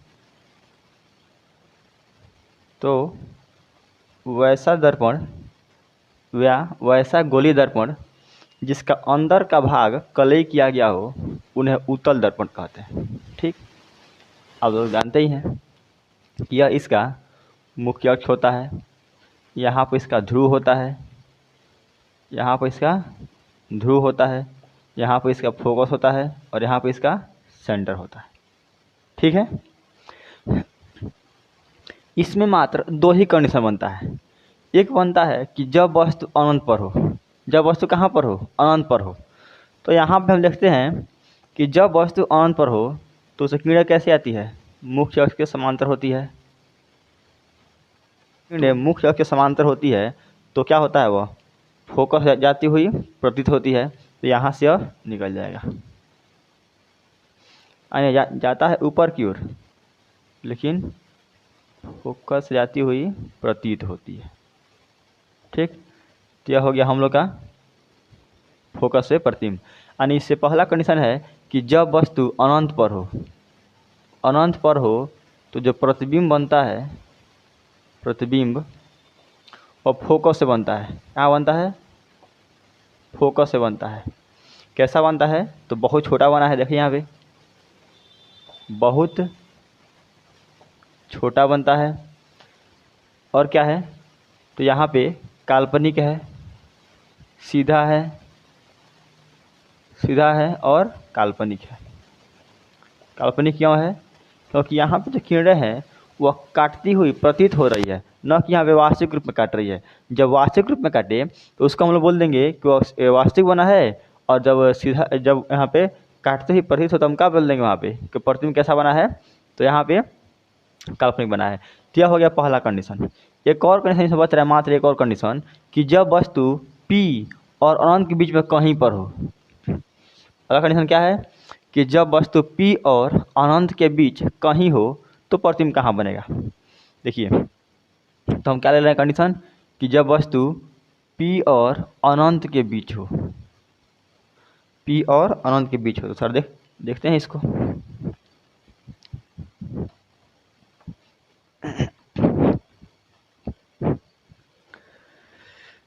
वीडियो पॉज कीजिए और इसको अपने मन से बनाइए।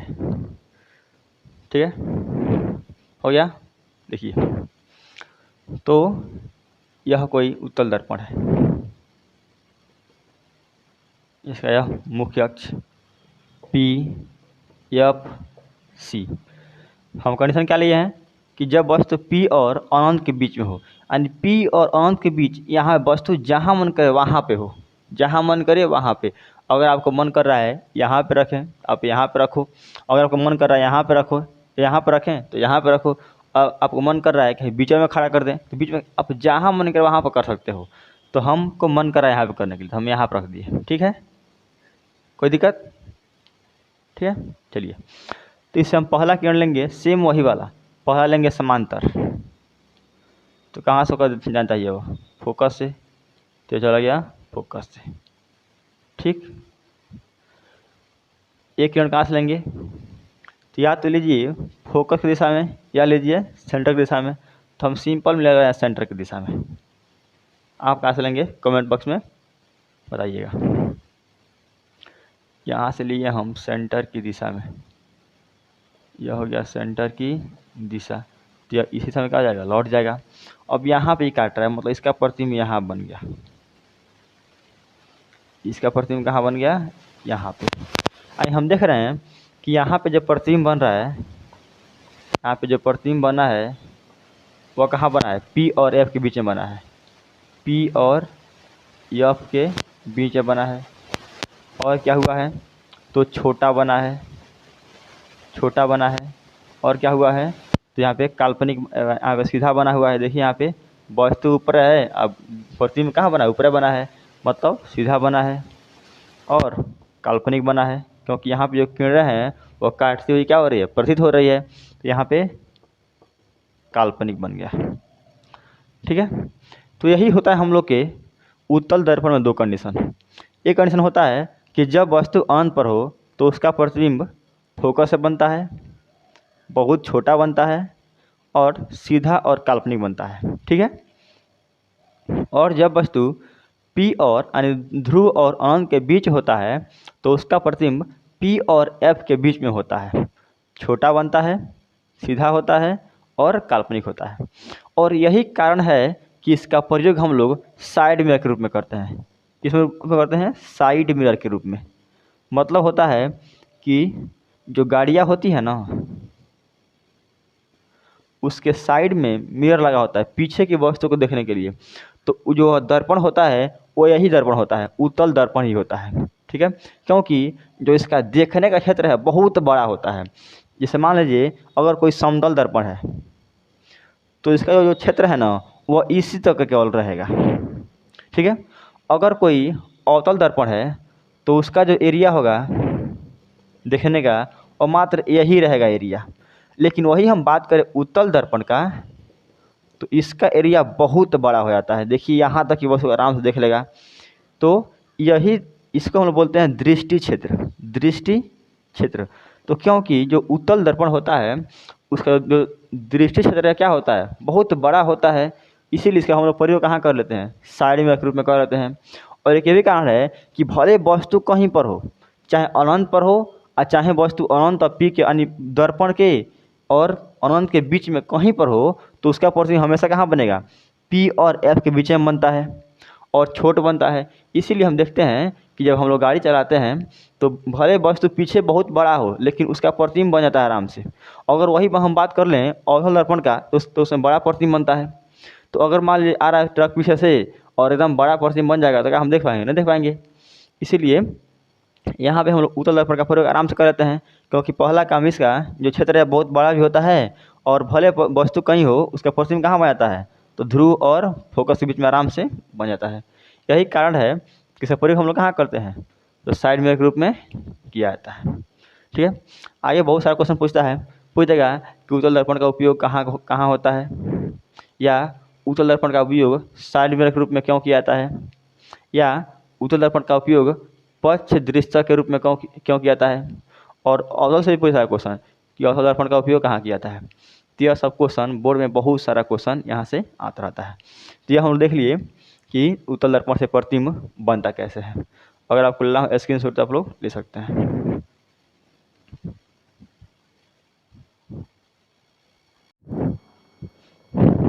देखिए आगे देखते हैं कि अवतल दर्पण का उपयोग कहाँ पर होता है। तो इसका पहला उपयोग होता है हजामी दर्पण के रूप में। जैसे मान लीजिए कि जो हम लोग उत्तल दर्पण है वह बड़ा प्रतिबिंब बनाता है, सीधा ही बनाता है, इसीलिए इसका उपयोग हम लोग कहाँ करते हैं, हजामी दर्पण के रूप में करते हैं। मतलब ये हुआ कि जब जो होता है ना सैलून, उसमें किस दर्पण का उपयोग किया जाता है, तो अवतल दर्पण का उपयोग किया जाता है। जितने टॉर्च आते हैं, वाहनों के हेडलाइट, देखिए वाहन का एक होता है पक्ष दृश्य और एक होता है हेडलाइट। जैसे जो आगे होता है ना हेडलाइट ऐसे होता है और उसके बीच में से ऐसे निकला होता है बल्ब, यहाँ पे या ऐसे घुमा होता है। तो जो पीछे वाला होता है या सतह, उसी को हम लोग क्या बोलते हैं, अवतल बोलते हैं। तो जो वाहनों के हेडलाइट में किसका उपयोग किया जाता है, अवतल का उपयोग किया जाता है। जितने सर्च लाइट होते हैं, आप लोग फिल्म देखे होंगे तो उसमें देखोगे कोई आता है सीन ऐसा कि उसमें जो होता है ना जो पुलिस हो वह टॉर्च बार कर खोजते हैं, जो सब खोजते हैं सब टॉर्च बार के, तो जो उसका होता है उसी को हम लोग क्या बोलते हैं, सर्च लाइट बोलते हैं। इसमें किसका प्रयोग किया जाता है, अवतल दर्पण का उपयोग किया जाता है। रोगियों के कान, नाक, गले की जांच और दांत, इन सब के जांच करने के लिए किसका प्रयोग किया जाता है, अवतल दर्पण का उपयोग किया जाता है। क्योंकि जो अवतल दर्पण होता है ना वह प्रकाश अगर आए अनंत से तो उसको एक पॉइंट पर केंद्रित कर देगा, और जब एक पॉइंट पर कर देगा केंद्रित तो उससे क्या फ़ायदा होगा कि वहाँ पर प्रकाश ढेर हो जाएगा और हमको जांच करने में क्या होगी, आसानी होगी। तो जो अवतल दर्पण का उपयोग कहाँ होता है, तो रोगियों के कान, नाक, गले और दांत की जांच करने में किया जाता है। और जो सौर भट्टी होता है उसमें भी किसका प्रयोग किया जाता है, अवतल दर्पण का ही प्रयोग किया जाता है। और जो सौर कुकर होता है उसमें भी किसका प्रयोग किया जाता है, सौर कुकर में अवतल दर्पण का प्रयोग किया जाता है। इसके बारे में हम लोग पढ़ेंगे नेक्स्ट चैप्टर में, ठीक है। तो यह हो गया अवतल दर्पण का उपयोग। इसका पहला उपयोग होता है हजामती दर्पण के रूप में किया जाता है। एक यहाँ पर दिया है, तो अवतल दर्पण का पहला उपयोग हजामती दर्पण के रूप में, टॉर्च में, सर्च लाइटों में, वाहनों के हेडलाइटों में प्रयोग किया जाता है। रोगियों के कान, नाक, गले और दांत की जांच करने में किया जाता है। सौर भट्टियों में किया जाता है और सौर कुकर में इसका उपयोग किया जाता है। और इसका बहुत सारा उपयोग होता है। और जो उत्तल दर्पण है उसका प्रयोग हम लोग कहाँ करते हैं, तो साइड मिरर के रूप में करते हैं, या इसी को हम लोग बोलते हैं पक्ष दृश्य के रूप में, पक्ष दृश्य के रूप में। और क्यों करते हैं आपको बताएं कुछ देर पहले अभी, क्योंकि जो इसका दृष्टि क्षेत्र होता है बहुत विशेष होता है, बहुत बड़ा होता है, जिससे इसको जो पीछे की वस्तु कहीं पर हो उसको देखने में क्या होती है, आसानी होती है। इसीलिए हम लोग साइड मिरर के रूप में किसका प्रयोग करते हैं, उत्तल दर्पण का उपयोग करते हैं। तो यह हो गया दोनों दर्पण का उपयोग। ठीक है, आप इसको स्क्रीनशॉट लेना चाहते हैं तो ले सकते हैं।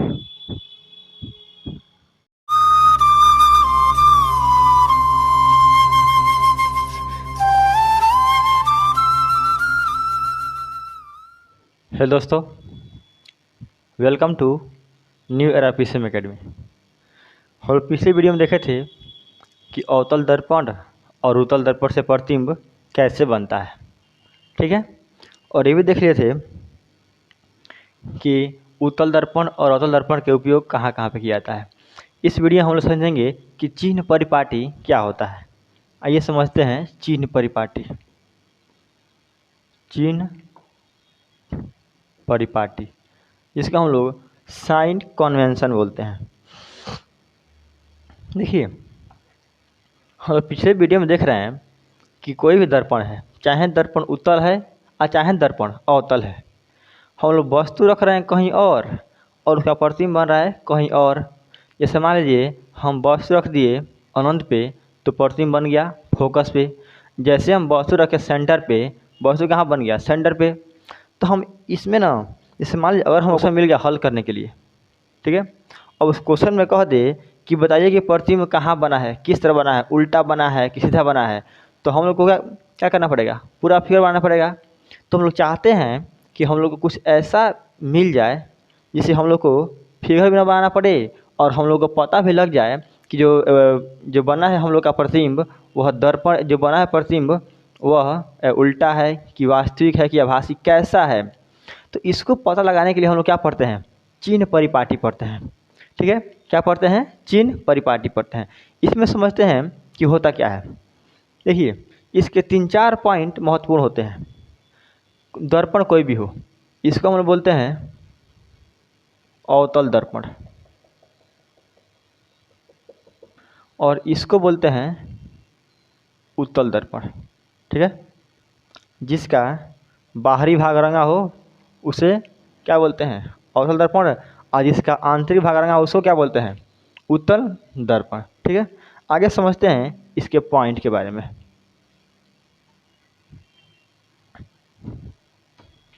पहला पॉइंट होता है कि जो दर्पण है इसका मुख्य अक्ष जो होता है उसको हम लोग यक्स डैश मानते हैं। एंड दर्पण के मुख्य अक्ष को, दर्पण के मुख्य अक्ष को यक्स डैश माना जाता है। पहला पॉइंट है, यानी हम क्या मान लेंगे इसको, यक्स डैश मान लेंगे, ठीक है। दूसरा पॉइंट होता है जितनी भी दूरियां होती है सभी दूरियां दर्पण के ध्रुव से मापी जाती है, ध्रुव से मापी जाती है। यानी हम जो भी दूरी लेंगे वो कहाँ से मापेंगे, दर्पण के ध्रुव से। यहाँ पे इसका एफ होगा और यहाँ पे इसका सी होगा, ठीक है। यानी पहला पॉइंट यह है कि जो दर्पण का मुख्य अक्ष है उसको हम लोग क्या मानते हैं, यक्स डैश मानते हैं। और जो दर्पण की जो भी हम लोग दूरी नापेंगे, चाहे दर्पण से फोकस दूरी नापें, दर्पण से सेंटर की दूरी नापें, या दर्पण से वस्तु की दूरी नापें, या दर्पण से प्रतिबिंब की दूरी मापें, सब दूरी हम कहाँ से मापेंगे, दर्पण के ध्रुव से। यह हो गया सेकेंड पॉइंट। तीसरा पॉइंट है कि आपतित प्रकाश की दिशा में नापी गई सभी दूरियाँ क्या होती है, ऋणात्मक होती है। आपतित प्रकाश की दिशा में, आपतित प्रकाश की दिशा में मापी गई सभी दूरियां ऋणात्मक होती है, ऋणात्मक होती है। और जैसे प्रकाश जब इसमें आएगा तो बताइए प्रकाश यहाँ से आएगा कि इधर से आएगा, क्योंकि इधर से क्या है रंगा हुआ है तो प्रकाश का परावर्तन वहाँ पे होगा ही नहीं। तो प्रकाश कहाँ से आएगा, इधर से आएगा। यानी अगर इधर की दिशा में, इधर की दिशा में हम जितनी दूरियां मापेंगे सब क्या लेंगे, हम ऋणात्मक लेंगे। जैसे अगर हम नापे कि यहाँ पे कोई वस्तु है तो दूरी क्या होगी, नेगेटिव होगी, क्योंकि किधर है यह, तो प्रकाश के आपतित प्रकाश की दिशा में है। और चौथा पॉइंट है, और इसमें लिख लेंगे यहाँ पे, और इसके विपरीत, मतलब आपतित प्रकाश के विपरीत, मतलब इसके उस बगल, यानी जैसे प्रकाश आ रहा है इसको मानेंगे हम ऋणात्मक, इसके विपरीत मतलब इधर की दूरी क्या होगी, धनात्मक होगी, यानी और आपतित प्रकाश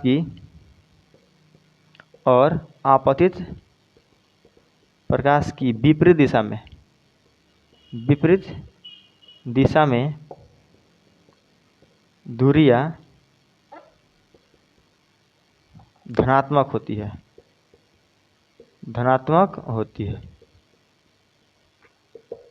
यह हम लोग का था तीसरा पॉइंट। ठीक है, कि आपतित प्रकाश की दिशा में मापी गई सभी दूरियां ऋणात्मक, यानी अगर प्रकाश इधर से आ रहा है तो इधर की सभी दूरी क्या होगी, ऋणात्मक होगी। इसके विपरीत यानी इसके उल्टा यह दूरी क्या होगी, सब निगेटिव हो जाएगी। अगर मान लीजिए अगर यही दर्पण हम ऐसे बना दें, बाहर से इधर रंग दें, तो बोलिए इसमें प्रकाश इधर से आएगा किधर से आएगा, तो यहाँ से प्रकाश इधर से आएगा, तो इधर की दूरी क्या होगी, ऋणात्मक होगी, और यह क्या बन जाएगा, सब धनात्मक बन जाएगा। समझे? तो डिपेंड करता है कि प्रकाश किधर से आ रहा है। जिधर से प्रकाश इंटर करेगा उधर दूरी क्या होगी, ऋणात्मक होगी, और जिधर प्रकाश इंटर नहीं करेगा, यानी प्रकाश जहाँ से इंटर किया इधर से इंटर करेगा चाहे इधर से इंटर करेगा, वो क्या हो जाएगा, निगेटिव, और इसके उल्टा क्या हो जाएगा, पॉजिटिव। ठीक है, आगे समझते हैं। चौथा पॉइंट है कि जो हम माने हैं यक्स एक्स डैश, जो हम लोग माने हैं मुख्य अक्ष, इसके लंबवत ऊपर दूरी क्या होगी, पॉजिटिव होगी, यानी मुख्य अक्ष के लंबवत दूरियां धनात्मक लंबवत दूरी मुख्य अक्ष के ऊपर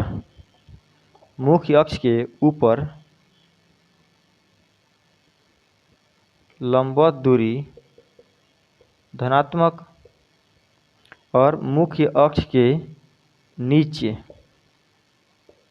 लंबवत दूरी ऋणात्मक होगी। ठीक है, सेम वही मतलब है। जैसे अगर कोई यहाँ पे यक्स है, वाई डैश है, तो इधर दूरी क्या होती है, पॉजिटिव होती है, ऊपर क्या होती है, पॉजिटिव होती है, नीचे क्या होती है, तो जो नीचे होती है वह निगेटिव होती है, और इधर क्या होता है, तो निगेटिव होता है। सेम वही बात यहाँ पर है। अगर प्रकाश इधर से इंटर कर रहा है तो इधर की दूरी क्या हो जाएगी, निगेटिव, और इसके उधर क्या हो जाएगा, पॉजिटिव। सेम वही बात यहाँ पर है। और मुख्य अक्ष के जो ऊपर दूरी होगी लंबवत, वो क्या लेंगे हम, पॉजिटिव, और नीचे क्या लेंगे, निगेटिव। यह हो गया हम लोग का चिन्ह परिपाटी पहचानने का, कि कैसे जानेंगे कि कौन दूरी निगेटिव है और कौन दूरी पॉजिटिव है। आइए हम इसका उपयोग करते हैं उत्तल दर्पण में और अवतल दर्पण में, कि उसमें क्या होता है।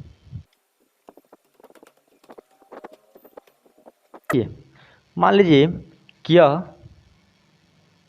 अवतल दर्पण है, ठीक है, और यह हम लोग का उत्तल दर्पण है।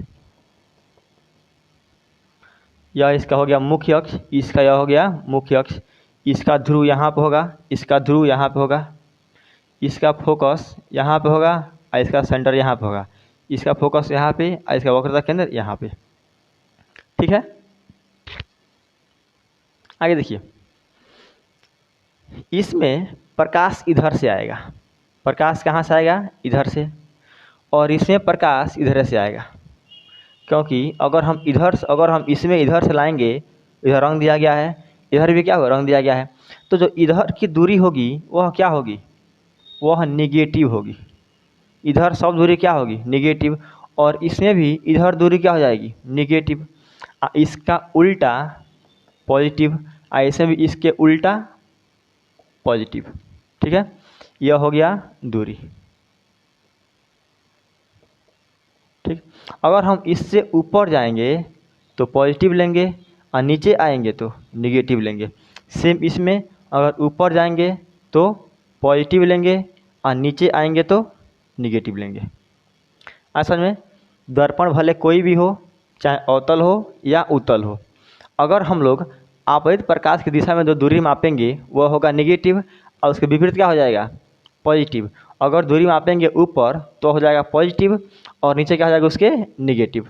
ठीक है, आइए हम समझते हैं इसके दर्पण में जो सी है वक्रता केंद्र है, वक्रता त्रिज्या है, फोकस दूरी है, इसका चिन्ह क्या क्या होगा। देखिए यह मान लीजिए कि अवतल दर्पण है, ये हमारा अवतल दर्पण है, ठीक है, समझे। अगर आप लोग को इसमें कोई भी डाउट हो तो आप लोग कमेंट बॉक्स में पूछ सकते हैं, ठीक है। यहाँ पर हो गया P, यहाँ पर हो गया F और यहाँ पर हो गया C। अगर हम बात करें उत्तल दर्पण का तो यहाँ पर हो गया P, यहाँ पर हो गया F और यहाँ पर हो गया C। अगर जानकारी आप लोगों को समझ में आ रहा है तो थोड़ा वीडियो को शेयर कर दो, ठीक है ना। देखिए यहाँ पे थोड़ा लाइक कर दो, एक नीचे बटन होगा, ऐसे करके उसको एकदम ऐसे दबा देना, ठीक, समझे। यहाँ पे क्या होगा कि अगर यहाँ पे हम देखें तो जो यहाँ से यहाँ तक की दूरी होती है उसको हम लोग बोलते हैं वक्रता त्रिज्या R, और इसको हम लोग बोलते हैं फोकस दूरी F, ठीक। इसमें हम बात करें तो यहाँ से यहाँ तक की दूरी को हम लोग क्या बोलते हैं R, और इसको बोलते हैं F। तो यह इसको हम लोग बोलते हैं उत्तल दर्पण, उत्तल दर्पण, और यह होता है अवतल दर्पण। अगर हम लोग बात करें उत्तल दर्पण में, उत्तल दर्पण में तो जो इसका जो इधर, अब देखो प्रकाश आएगा इधर से तो यह हो जाएगा दूरी नेगेटिव और यह हो जाएगा पॉजिटिव।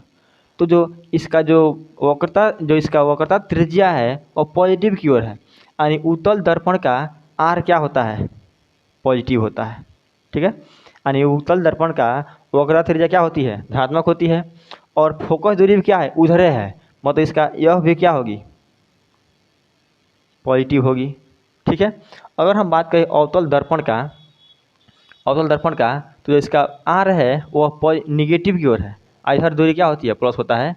तो यहाँ पे उत्तल अवतल दर्पण के लिए R क्या होगा, पॉजिटिव, निगेटिव R होगा निगेटिव, और यह भी क्या होगा, निगेटिव, ठीक है। अब देखिए हम वस्तु को हमेशा जिधर प्रकाश आता है उधर रखते हैं, यानी इधर रखते हैं वस्तु को हमेशा, क्योंकि इधर रखेंगे तो इधर प्रकाश ही बना करेगा, तो हम लोग वस्तु को हमेशा इधर रखते हैं, इधर की ओर रखते हैं वस्तु को। तो जो वस्तु रखा गया है वहाँ से केंद्र की दूरी को हम लोग ना वस्तु की दूरी बोलते हैं, यानी वस्तु से जहाँ वस्तु रखा गया है वहाँ से केंद्र की दूरी को हम लोग क्या बोलते हैं, वस्तु की दूरी बोलते हैं। और जो वस्तु है वो नेगेटिव की ओर है, इसको हम लोग दर्शाते हैं U से, किससे, U से। तो उत्तल दर्पण के लिए U क्या हो जाएगा, निगेटिव, और इसमें भी U निगेटिव की ओर है, यानी अवतल दर्पण के लिए U क्या होगा, निगेटिव, ठीक हो गया। आगे देखते हैं हम लोग प्रतिबिंब कहाँ बनेगा। तो जो इसमें प्रतिबिंब बनता है ना उत्तल दर्पण में, वो हमेशा या तो बनेगा फोकस पे या P और F के बीच में बनेगा, यानी यहाँ से लेकर और यहाँ के बीच में बनता है। तो वो किधर है, पॉजिटिव की ओर है। और इसको हम लोग बोलते हैं भी, यानी जहाँ प्रतिबिंब बना है, जैसे मान लीजिए प्रतिबिंब बन गया यहाँ पे फोकस पे, तो जो केंद्र जो हम लोग का ध्रुव है उससे प्रतिबिंब की दूरी को हम लोग क्या बोलते हैं, प्रतिबिंब की दूरी बोलते हैं, और उसको हम लोग दिखाते हैं भी से। तो जो इसका भी है वो इधर मान लीजिए यहाँ पे बन गया, तो इसका जो प्रतिबिंब बना है वो पॉजिटिव की ओर है, यानी जो यहाँ पे प्रतिबिंब की दूरी होगी वो क्या होगी, पॉजिटिव होगी, यानी उत्तल के लिए भी क्या होता है, पॉजिटिव होता है, ठीक है। अगर हम बात करें अवतल दर्पण में, इसमें देखते हैं कि जो प्रतिबिंब बनता है वो नीचे और इधर बनता है, और एक कंडीशन आता है जिसमें प्रतिबिंब इधर बनता है, यानी इसमें जो अवतल दर्पण में प्रतिबिंब की जो दूरी होगी भी, वह जब इधर बनेगा, क्योंकि इधर बनता है और इधर दोनों तरफ बनता है, जब इधर बनेगा तो क्या होगा, निगेटिव होगा, और जब उधर बनेगा तब क्या होगा, पॉजिटिव हो जाएगा। समझ में, तो ध्यान दिए यहाँ पे कि जब बात करेंगे हम उत्तल दर्पण के लिए तो वक्रता त्रिज्या क्या होती है, पॉजिटिव होती है, फोकस पॉजिटिव, U निगेटिव और V क्या होगा, पॉजिटिव। इसमें देखेंगे हम लोग अवतल दर्पण में तो R negative, F negative, U negative और V निगेटिव पॉजिटिव दोनों, यानी अवतल दर्पण में सब निगेटिव होगा। देखिए यहाँ पे सब निगेटिव है, सब क्या है, नेगेटिव है, और यहाँ पे सब क्या है, पॉजिटिव है, बस केवल वस्तु की दूरी को छोड़कर। इसको याद करने की जरूरत नहीं है, वस्तु की दूरी चाहे उत्तल हो और चाहे अवतल हो हमेशा नेगेटिव होता है, वस्तु चाहे उत्तल में रखो चाहे रखो अवतल में, हमेशा क्या होगा, नेगेटिव होगा। तो अगर हम इसको हम छोड़ दें यू को, तो इसमें उत्तल में सब क्या है, पॉजिटिव, आर पॉजिटिव, भी पॉजिटिव, एफ पॉजिटिव। लेकिन वही बात करें हम अवतल दर्पण में, तो आर नेगेटिव, एफ नेगेटिव और भी नेगेटिव पॉजिटिव दोनों होता है। नेगेटिव का होगा तो जब प्रतिबिंब उल्टा बने, उल्टा और आभासी बने, क्योंकि उल्टा बनेगा तभी ना इधर बनेगा। और पॉजिटिव का होगा जब सीधा बने, और सॉरी यहाँ पे वास्तविक होगा, यहाँ पे उल्टा और वास्तविक, और यहाँ पे सीधा और काल्पनिक। ठीक है, तो अवतल में और उत्तल में यही हम देख रहे हैं। जब हम बात करेंगे उत्तल का तो सब क्या होगा, पॉजिटिव होगा, आर भी पॉजिटिव होगा, एफ भी पॉजिटिव होगा, यू भी पॉजिटिव होगा। लेकिन यू क्या होगा, इसमें नेगेटिव हो जाएगा। ऐसे बात करें तो इसमें सब नेगेटिव होगा, लेकिन जो भी है वो एक कंडीशन में होगा पॉजिटिव, जब वस्तु क्या बने, तो सीधा और काल्पनिक बने। ठीक है, तो यहाँ से बहुत सारा क्वेश्चन पूछता है। क्वेश्चन पूछ देगा कि यदि भी पॉजिटिव है, यदि भी क्या है, पॉजिटिव है, तो प्रतिबिंब कैसे बना होगा। तो देखिए, जब भी पॉजिटिव होगा तो प्रतिबिंब कैसा बनेगा, सीधा और काल्पनिक बनता है। क्या बनता है, सीधा और काल्पनिक बन जाएगा। और जब भी निगेटिव होता है तो उल्टा और वास्तविक होता है। ठीक है, आगे क्वेश्चन पूछ देगा कि उत्तल दर्पण की फोकस दूरी होती है, ऑप्शन देगा पॉजिटिव, नेगेटिव, जीरो, इसे दे देगा ऑप्शन। क्या होगा यहाँ पे, उत्तल दर्पण की फोकस दूरी पॉजिटिव होती है। अगर पूछ देगा सॉरी यहाँ पे उत्तल दर्पण की फोकस दूरी पॉजिटिव होती है। अगर क्वेश्चन यह पूछ दे कि अवतल दर्पण की वक्रता त्रिज्या होती है, निगेटिव पॉजिटिव दोनों, इनमें से कोई नहीं, तो क्या होगा, अवतल के लिए निगेटिव, और उत्तल में क्या हो जाएगा, तो पॉजिटिव। तो यहाँ से बहुत सारा क्वेश्चन पूछता है। आप लोग इसको ध्यान से समझ लीजिएगा।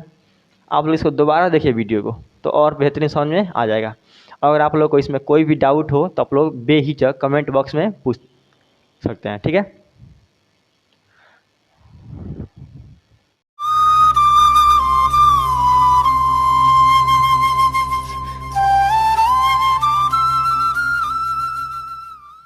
हेलो दोस्तों, welcome to New Era PCM academy.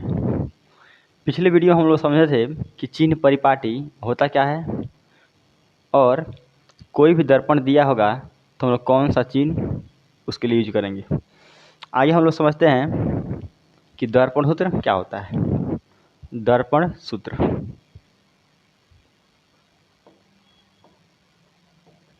इसको हम लोग बोलते हैं मिरर फार्मूला। ठीक है, यह फार्मूला होता है 1/v + 1/u बराबर 1/f। इसे हम लोग क्या बोलते हैं, दर्पण सूत्र बोलते हैं। जहाँ v का मतलब होता है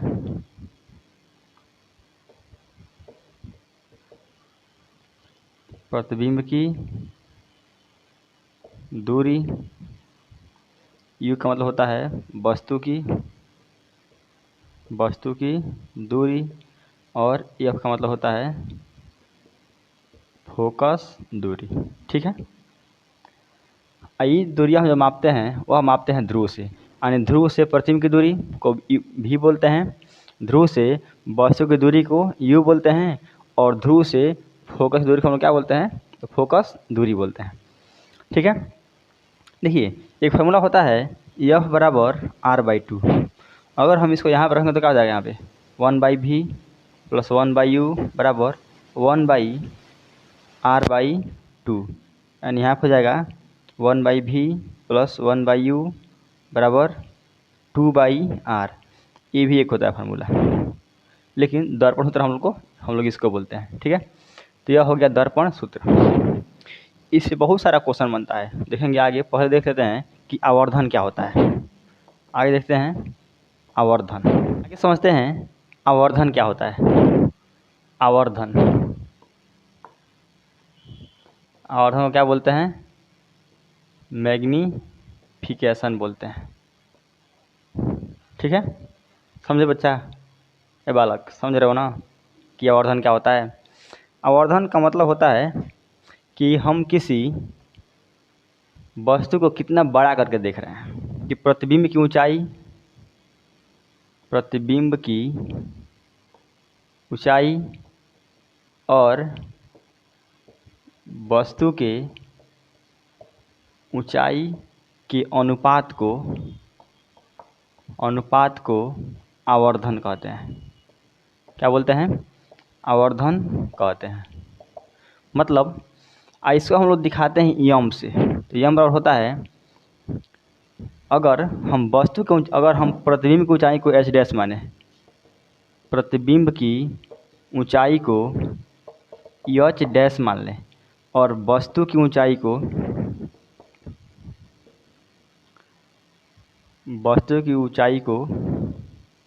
अगर एच माने तो जो होता है आवर्धन वह हो जाएगा प्रतिबिंब की ऊंचाई एच डैश अपान एच, यानी हो जाएगा यहाँ पे यम बराबर एच डैश अपान एच। यह होता है किसका फॉर्मूला? आवर्धन का। समझे बालक? बच्चा समझ रहे हो ना? चलो, इसका एक और होता है फॉर्मूला यम बराबर माइनस भी बाई यू, जहाँ भी का मतलब होता है प्रतिबिंब की दूरी और यू का मतलब होता है वस्तु की दूरी। तो यहाँ पे हम देख लिए यम का दो फार्मूला, एक होता है यम बराबर एच डैश अपान एच और एक होता है यम बराबर माइनस भी बाई यू। अगर हम इन दोनों से एक और निकाल सकते हैं फार्मूला, अगर हम समीकरण एक ऐसे समीकरण दो माने तो यहाँ हो जाएगा समीकरण एक और दो से एच डैश अपान एच बराबर माइनस भी बाई यू, एक यही फार्मूला होता है। ठीक है, तो यह हो गया आवर्धन। आवर्धन तो प्रतिबिंब की ऊंचाई और वस्तु की ऊंचाई के अनुपात को आवर्धन कहते हैं। फॉर्मूला होता है यम बराबर एच डैश अपान एच या यम बराबर माइनस भी बाई यू। अगर हम किसी क्वेश्चन को हल किए और यदि आवर्धन जो यम का मान है वह निगेटिव आ गया, क्या आ गया?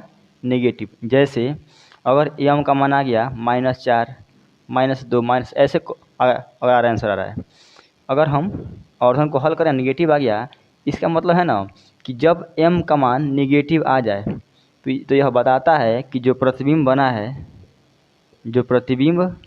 बना है वह कैसा है? तो वह उल्टा और वास्तविक है। कैसा है? उल्टा और वास्तविक है। मतलब जब m का मान तो